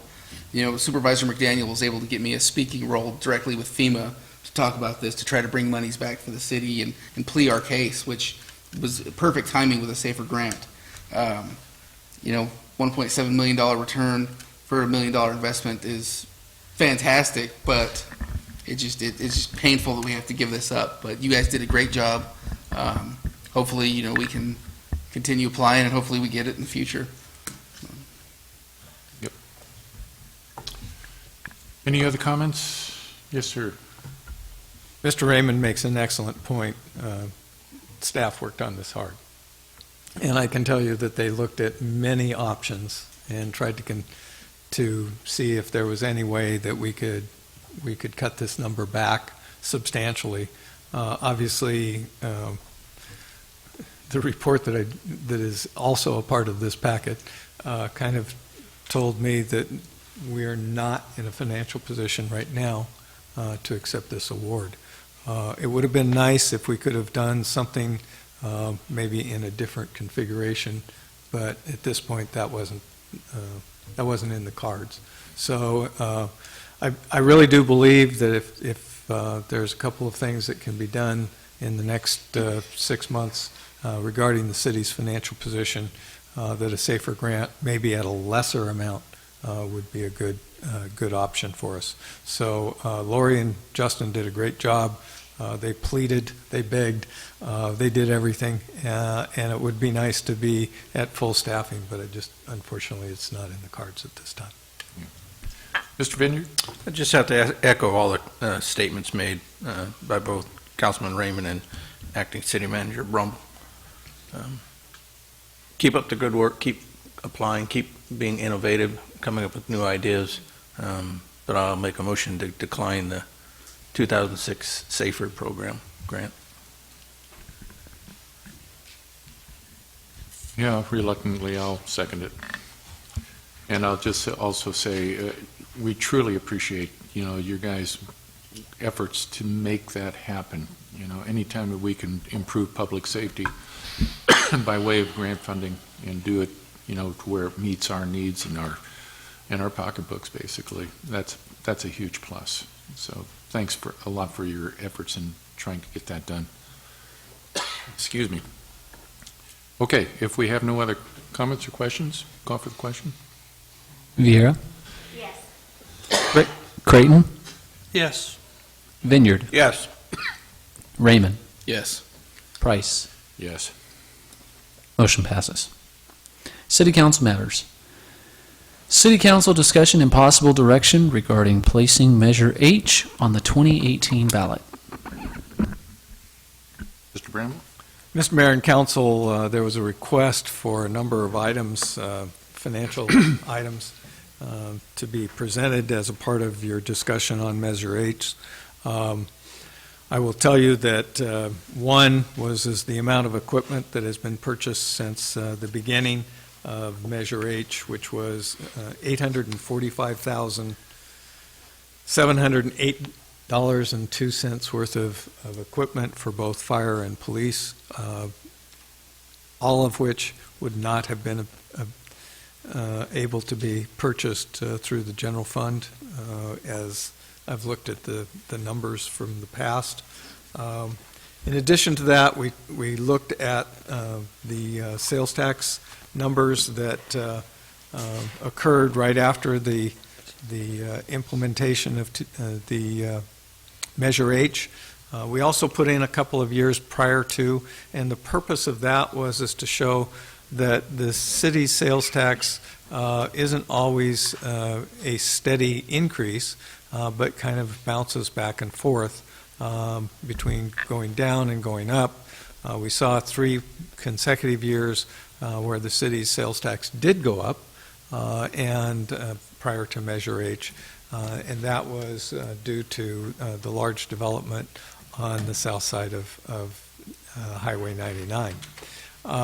In 2013, you can see that the sales tax did go down in the general fund, but then has bounced back, and we do have an unaudited amount for 2016-17, but I think that number is pretty close to being accurate. In addition to that, although not completely requested in the format that I presented it, but it's an 8-year look at our financial health. And basically, I made a number of assumptions. I think basically what I did was took the finance director's reports from January, February, enhanced them only because there's new data that was available. One, we know that Ferrari Ranch is becoming more and more of a reality. December is the protest hearing date, and after that, we'll probably be able to make some more assumptions. But basically, Ferrari Ranch will generate property tax almost immediately. So in fiscal year 2019-20, those property tax revenues will start coming to the city. In addition to that, we had a redevelopment bond issue that allowed not only the city of Merced, let me try it again, the city of Atwater, old habits die hard, the city of Atwater, a bump in property tax revenues both in 2018 and 19 and fiscal year 19-20, and then completely go away in 2026. So actually the property taxes will go up. Property taxes are 18% of our total general fund revenues and is a significant factor. I forecasted the increases in revenues based upon a fairly steady growth rate and based upon what we believe is kind of the new trend, which will be more industrial development, probably more at the 10,000 square feet per year, and commercial development at 5,000 square feet. We've seen a de-gentrification of a number of older neighborhoods, and what that means is that as a property sells, it is then valued at the 1% of the market value, and changes in terms of the property tax rate. In addition to that, I believe, based upon what I've heard from staff in the building division and planning, is that we will continue to see a steady growth of single-family residential. And if you believe a number of the financial forecast by the economists, California is going to continue to see growth, and especially in the Central Valley. In addition to that, I tried to anticipate what we might generate in revenue from the marijuana licensing process. Obviously, employment permits and the initial license, we can only charge what it costs to issue that license, but there is, and let me find my notes, because I'm doing this all from memory and I know I need those notes.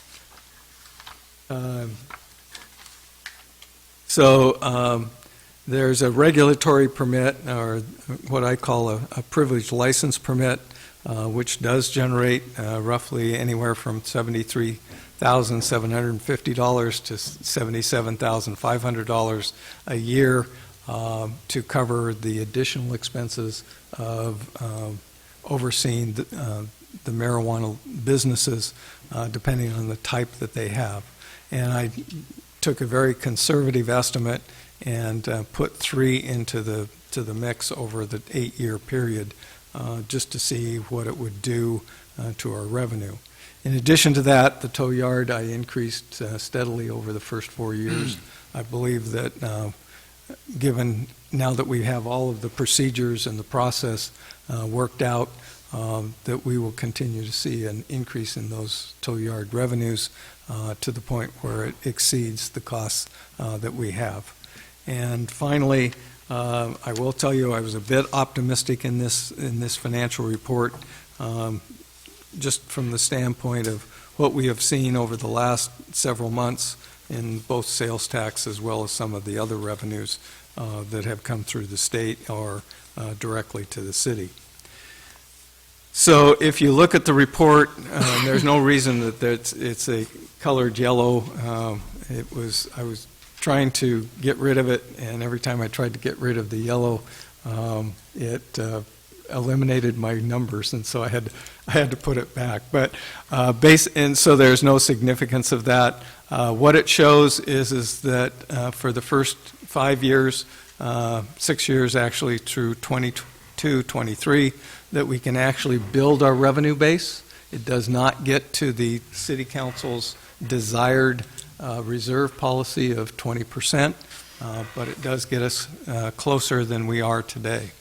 In addition to that, then if you look at 23, 24 through 25, 26, and the elimination of Measure H, all of a sudden those numbers become negative.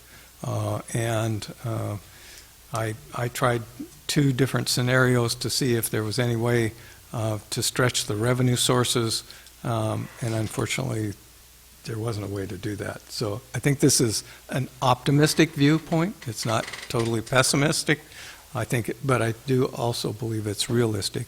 And the last point I'll make is and this comes from most people who forecast revenues and expenditures for cities, is that you've got to do it often. You've got to do it at least once a year, and look to the future as to what you think is going to happen, because each year things change in the marketplace, and our position could change very positive, and we could have a different scenario for expenditures. One of the points that I will make is that the number that you see that says total expenditures includes the present contract for CAL FIRE.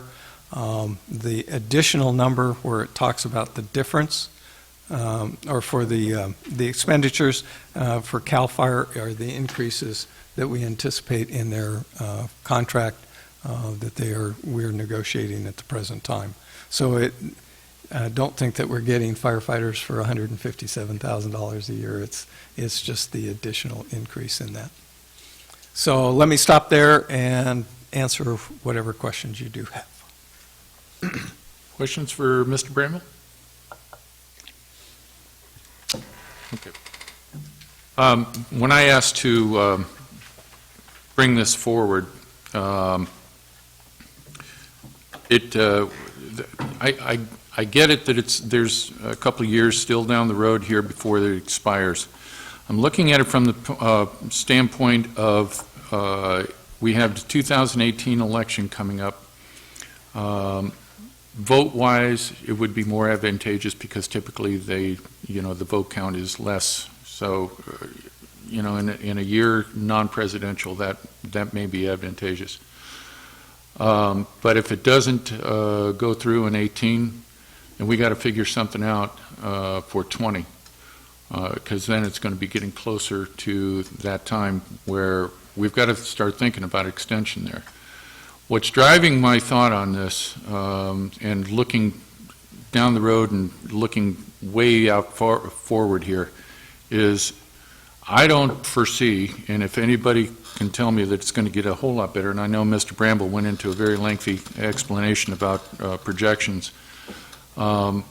Even if we got, like the Ferrari project is out of the way and we get more housing and all that kind of stuff, anytime you put anything like that together, it puts an equal or more so of a strain on services, police and fire being one.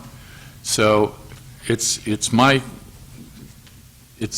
thought that taking action now is basically a housekeeping item to take this down to the sunset date and move it beyond. It'll be automatic. I want to stress also that this is not a tax increase, that it's not an extra tax, it's just a continuation of what is already in place. For those that recall when Measure H first came about, I was one of the biggest opponents of it. I came forward and opposed it, quite vocally when it was coming around, and the reason being was because the City Council at that time was not performing physically responsible as they should. There were still wages and benefits that the council was taking at the time.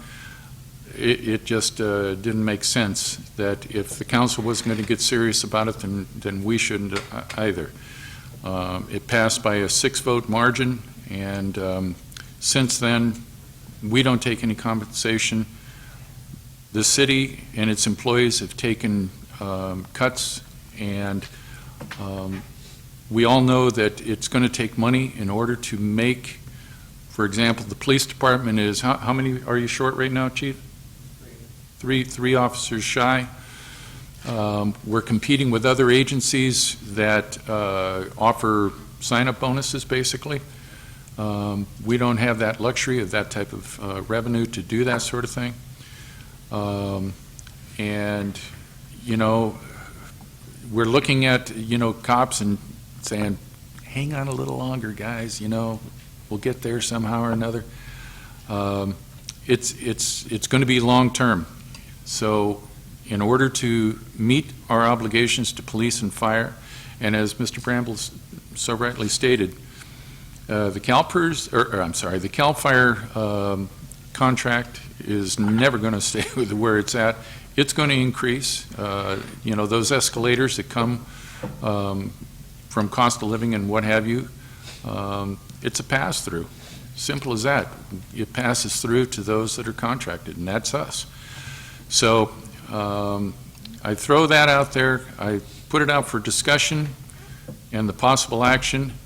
I will also note that at the last time that we brought this up, or when, just after it was brought up, while Mr. Creighton was reading his pre-prepared statement, our officers were doing a felony stop on 4 Serrano gang members with a gun in the car that very night, at about that very time.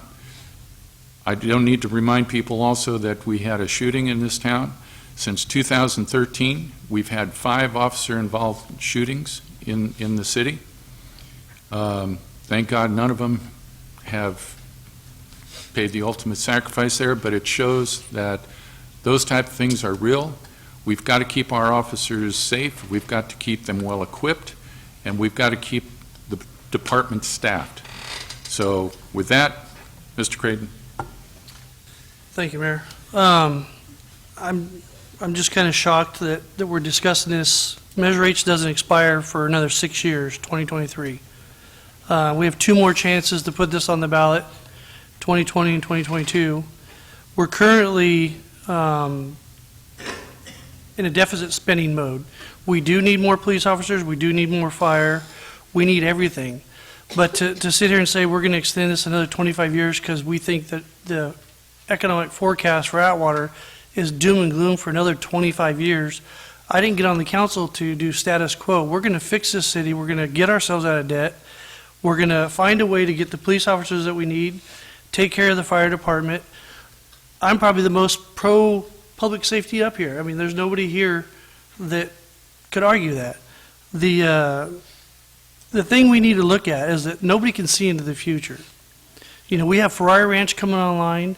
There's a huge opportunity there. The whole trend, all the financial experts are talking about, things look good in the future.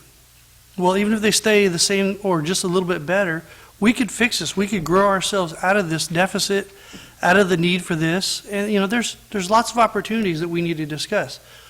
I don't believe the council should be trying to force this down the citizens' neck for another 25 years before we even had the discussion with them. We may mess this up, and they voted no. And then what are you going to do? We don't have a plan. We need to talk to the people of Atwater. What do they want? Do they want Measure H for another 25 years? Vote no on that. Do they want a permanent half-cent sales tax or something that goes to police and fire?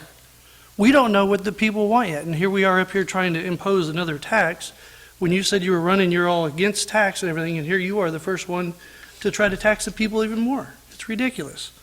So there's no way I could support this today. This is putting the cart way too far before the horse. Mr. Vineyard? There's some things I'll agree with Councilman Creighton. I don't agree it's another tax. It's perpetuating the tax we have. Merced City did a 20-year, theirs was 20 years, and it's coming up, and they're going to go for another 20 years. Now, I'm not saying we have to go extend it 25 years and make it 35 years, but look at it extending it 10 years. Look at it. I'm not saying vote it right today, but we need to look at it.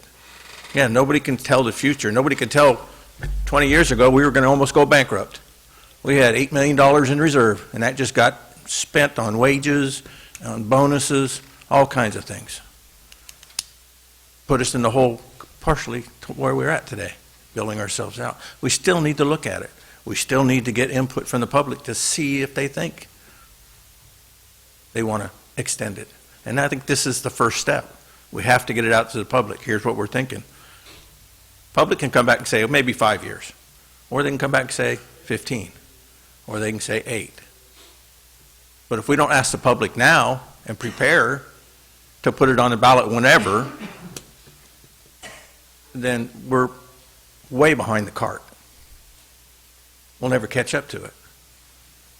So I think we have to talk about it. And I think the public needs to be involved, absolutely. And get input every chance we get. Thank you. Ms. Vieira? I kind of just want to shadow Jim on that. I think it's something we need to talk about. We need to get input from the community. I think we're a little premature getting it on the ballot for 2018. It's something we need to look at. A lot of good points made tonight. Before we say yes, we need to go and continue this tax. We need to see, can we grow out of it? If we're going to do it for 25 years, it might as well be permanent. 25 years is a long time. But then again, you know, we know that the police department, we know our fire department, we know we need the money, but I think we might want to take a look at other avenues. So I agree with Mayor. It's something that may be necessary, but also Paul and Jim, your opinions as well. Maybe we could start looking at this before we actually make the decision to move forward and make the decision to put it on the ballot, but maybe some town hall meetings or to get some input from the public to learn their perception of how the money's been handled, how the city has handled it, so we can answer their questions, get them educated, and then get an educated decisions from our community on how they want us to proceed. Mr. Vineyard? Yeah, I just want to add, you know, there's a lot of misconception out there that the Measure H committee is paid from this. They aren't. They're appointed. They work for free. and they look at it when they're called to make sure it's spent right. And this isn't just a tax on just Atwater citizens. Anybody who comes in this city, I don't care if you come from West Virginia and you come buy something in our store, you get taxed. Everybody pays it. Anybody who drives through pays it. Do we get the brunt of it as citizens? Probably, yeah, because we're here the most. But everybody that travels through here and stops and gets gas or gets anything else pays that tax and helps us. So let's look at it. Mr. Freeman. You know, I'm out in the public all day, every day with my job and just being a resident here. And what I hear all the time is we're taxed too much, we're taxed too much, we're taxed too much. I happen to agree with them. But when it comes to this particular tax, Measure H, a lot of people are upset because they were promised one thing and got another. Now, whether that's true or not is irrelevant at this point. But what we need to look at is, if it's something we're going to entertain, is it something we're going to keep going status quo, where we're going to keep backfilling positions, or are we going to use it to add positions? And that's what we have to do. Merced, you know, they're looking at transitioning off of their measure right now because it may not get re-upped. You know, they're taking a proactive approach that way. We need to have a contingency both ways. Measure H in its current form, I don't agree with. I don't support it. So if there's something that's going to be done, there has to be lots of discussion with lots of public input. You know, I don't know how much money we've spent on overtime through Measure H, transferring from Measure H fund to the general fund. You know, we have to be able to work on it. I mean, fire's gotten, what's the number, 3% or some ridiculous number, 4%? I mean, you know, I love all of our public safety, but again, you know, how many bodies have we added to the fire department? You know, it's one of those, you know, we need to increase our numbers to increase the presence of police, fire. You know, the fire trucks, you know, reduce our ISO rating, which saves everybody in town money on their property, on their insurance. The police department, we need more cops out and about so people feel safe at home. I mean, I understand the position we're in financially, but we have to look at the big picture and in public perception. So I agree with Councilman Vineyard and Councilwoman Vieira that, you know, we have to talk to the public, but Measure H in its current form, again, I couldn't support it. Okay, well, obviously it's not going to go anywhere this evening, but I just want to state for the record that nobody's cramming nothing down anybody's throat. This is a decision that's made by voters, not by us. And, you know, affording the opportunity to allow people within the community to decide what level they want to have is your decision. It's not our decision. It's just a matter of putting it up or not putting it up. So that's where it's at. So, you know, let's look at it for what it is. And yeah, I was, you know, one of the biggest opponents of it. But as I've said to a lot of people, is that, you know, the view from the inside is a lot more different than the view from the outside. And when you get on the inside here and you start looking at things and you start looking at the financial condition that the city is in and that kind of stuff, you have to sit up and take notice. And, you know, this is just one of those things. And if it's not going to go anywhere tonight, if that's the council's, you know, choice, fine. I'm just starting the discussion on it. And, you know, Merced was mentioned. Merced has Measure C. And Measure C right now is funding, I think, and John, you may correct me on this, but it's something like 22 officers, something along those lines. It's in the 20s. And 6 firefighters. That's a lot of cops and a lot of firefighters, all dependent upon that one measure. And if it goes away, imagine the hit there. Los Banos just recently, at I think their last election, they went and they approved their measure out there and for 30 years and got 70% support from their voters. So it signals to me that public safety is a big deal. And we need to have discussions on this going down the road. But just remember, you know, we've got fire trucks. Fire trucks don't belong to CAL FIRE, they belong to us. So when they wear out, whatever they are, we're going to have to replace them. Cars, we just got 2 new SUVs for the cops, and we still need, you know, better vehicles out there. They're they're crumbling. We still got a couple of Crown Vics going on out there, right, Chief? Or no? Yes. So, you know, it's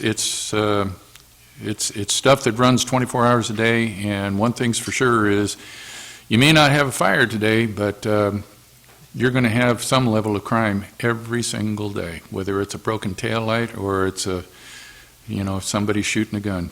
It's one of those things. So, any case. Are there yes, maybe sir. somebody from the public that wants to address this? Certainly. If there's anyone from the public that would like to give an opinion on this,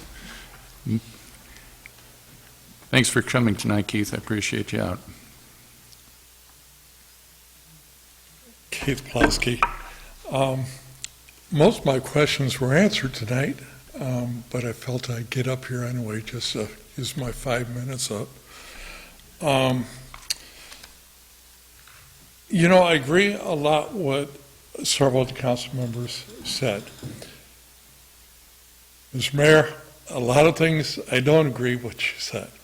I know you were against Measure H and some of the things that council was done, but to simply say that, you know, it's up to the people what kind of level they want, what they want. I don't agree with that. I think you need to be careful what you tell the public if you want this to succeed past 6 years. You should have a goal, something that to take that money out of Measure H and put back into the general fund. Somebody say, well, if you don't do this, we're going to cut cops or we're going to cut fire guys or whatever. Have some kind of goal. Be honest with the people out here. Let them know what you're using these funds for. When this first came up, all I heard was, we're going to get more cops. We're going to have more cops on the street. Then I started asking questions to you guys and found out that we've hired 2 guys since 2013. Ms. Vieira told me that 4 were scheduled to be laid off if Measure H didn't pass. And I was wondering if they were given layoff notices. Were they ever told if it didn't pass they were going to lose their jobs? Or is that just simply to tell us that we kept 4 people because you guys passed this? If this gets put back on the measure, and I want to be clear, I don't know if I'm for it or against it yet. You know, paying extra tax to me, it's no big deal. But there are people out here that it is a big deal for them. You need to be honest out there and let them know what they're getting out of this Measure H fund. And if you plan this right, because I tell you what, if in 6 years this doesn't pass, I can see big hits being taken here in the city. And I've seen this since I worked in Atwater. Atwater was always broke, it seems. You know, you guys are up here because we want some kind of goal. We want you guys to say, okay, if this doesn't pass, what are we going to do? What, you know, besides just saying, well, we're going to lay off guys. You know, so I think I agree with all of you saying that let's take a harder look at this. Let's, you know, not just shove it down, put it down people's throats and say, we're not going to get this. Let's look at the whole thing so it does pass. If in 6 years we need this money so we can increase our departments, you know, it won't be a question that way. But I think the way it's going now, for you to simply just throw it on the ballot here, it's not going to work. You know, I hear the people out here, and why I got involved in this, asking the questions, because everybody keeps asking me the questions. Think I have all the answers. Well, I figured, well, maybe I better make sure I got the right information that I'm passing out. You know, so just take a hard look at this, you know, before you decide to just throw it on the ballot. I got talked to several people here. It was a good thing you had a break for an hour because I met a lot of people, get the answers that I had sent you an email. And I will have some answers coming to me, so in a couple of weeks, you'll see me up here again and see where we're at there. But, take a look, take hard work. That's why we got you guys up here, and that's why we wanted you. Okay? Thank you.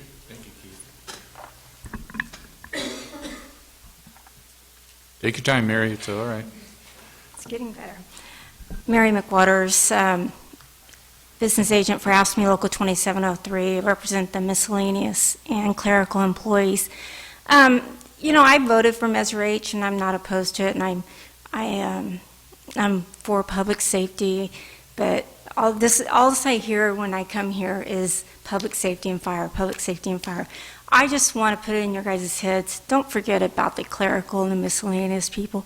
Who collects the money for the water bills? Who maintains the street and the sewer and water? Without that, the city isn't going to run. Who's going to collect the building permits so that the city can grow? I just would like you to remember these people because they've taken a big hit too, and they're down to bare bones of employees. You can't cut any more than what they've been cut. So anyway, that's mainly what I want to say, is just because that's all I hear from up here. I know you all ran on, public safety and fire, but there are a lot of people here that, for the city of Atwater, that keep the city running, and that includes, your people that you couldn't have police officers without your clerical staff. I started out as a clerical employee, 35 years ago.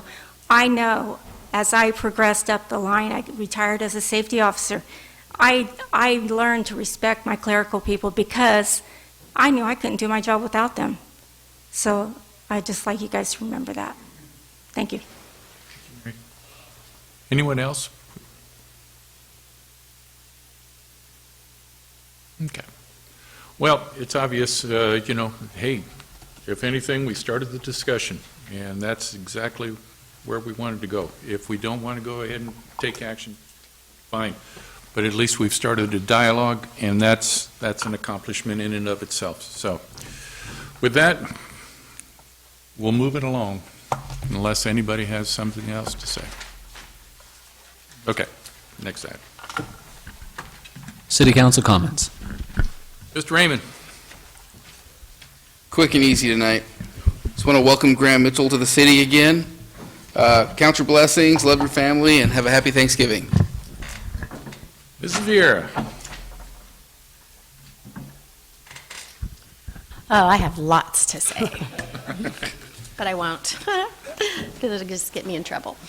Yes, happy Thanksgiving to everyone. Again, welcome to Mr. Mitchell, and again, I just want to say I'm really excited, and I hope all of the ideas that he has we're able to implement in the city. If we're able to see half of those come true, I think we're going to see a big change, especially to our downtown. And I think that's about it for tonight. Thank everyone for coming, and any cookies that's left, please take as you leave, because I baked all day, and I'm going to have my feelings hurt if you guys don't eat them. That's all. Okay. Mr. Creighton. I too want to welcome Graham Mitchell, our new city manager, and I couldn't be more pleased with the turnout that we had welcoming him here tonight. It was really good to see the community come out and support our new city manager.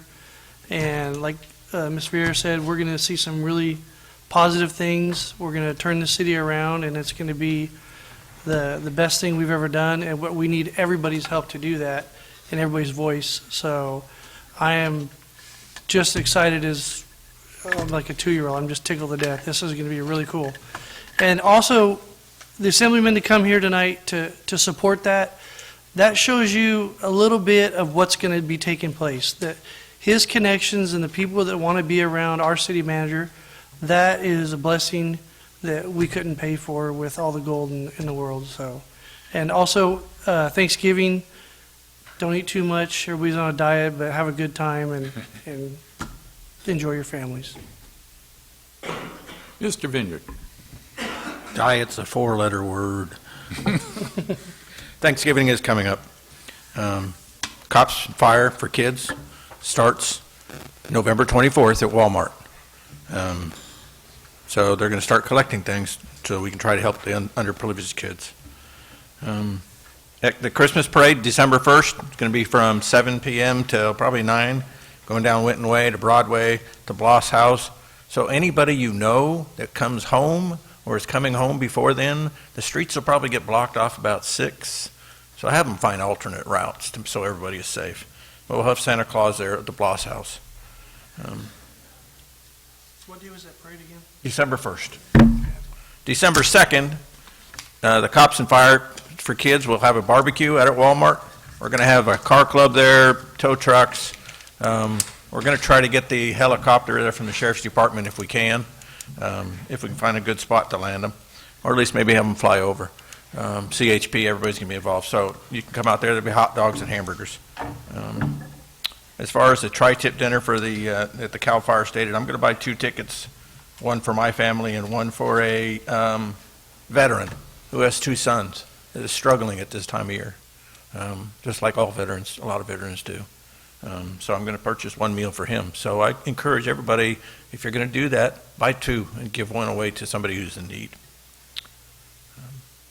Finance meeting is going to be December 11th at 4 o'clock right here, because we're only having 1 meeting in December. 2 other things, Hep A, hepatitis A. It's taking a trend again.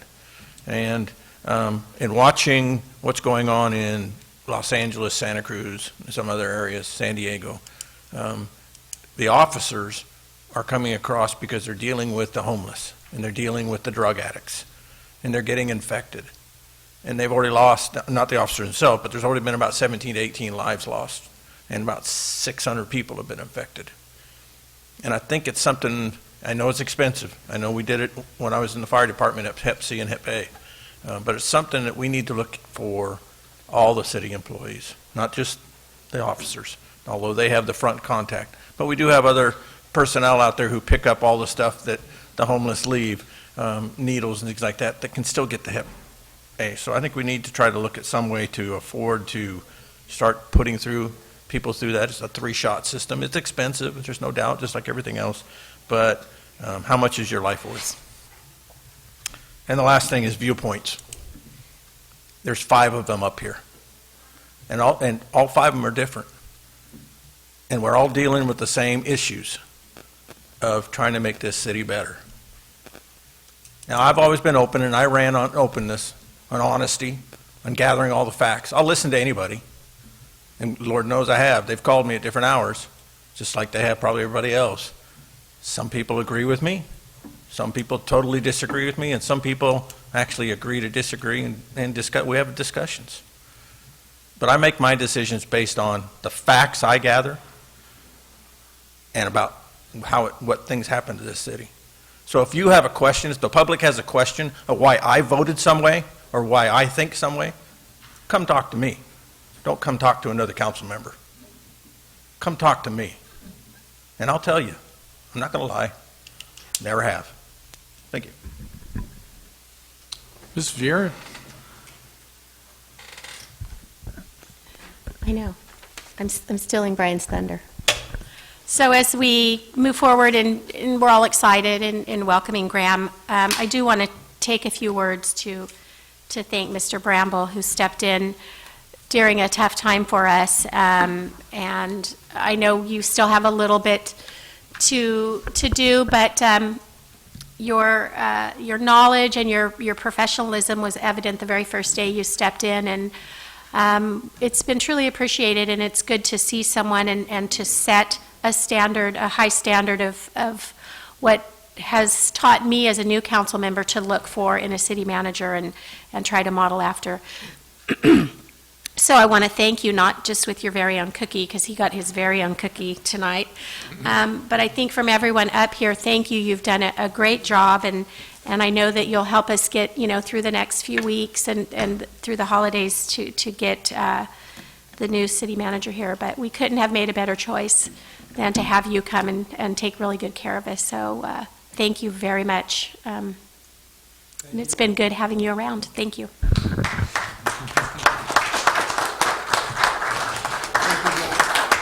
Mr. Raymond. Yeah, I too wanted to thank Mr. Bramble and Cindy unfortunately beat me to the button.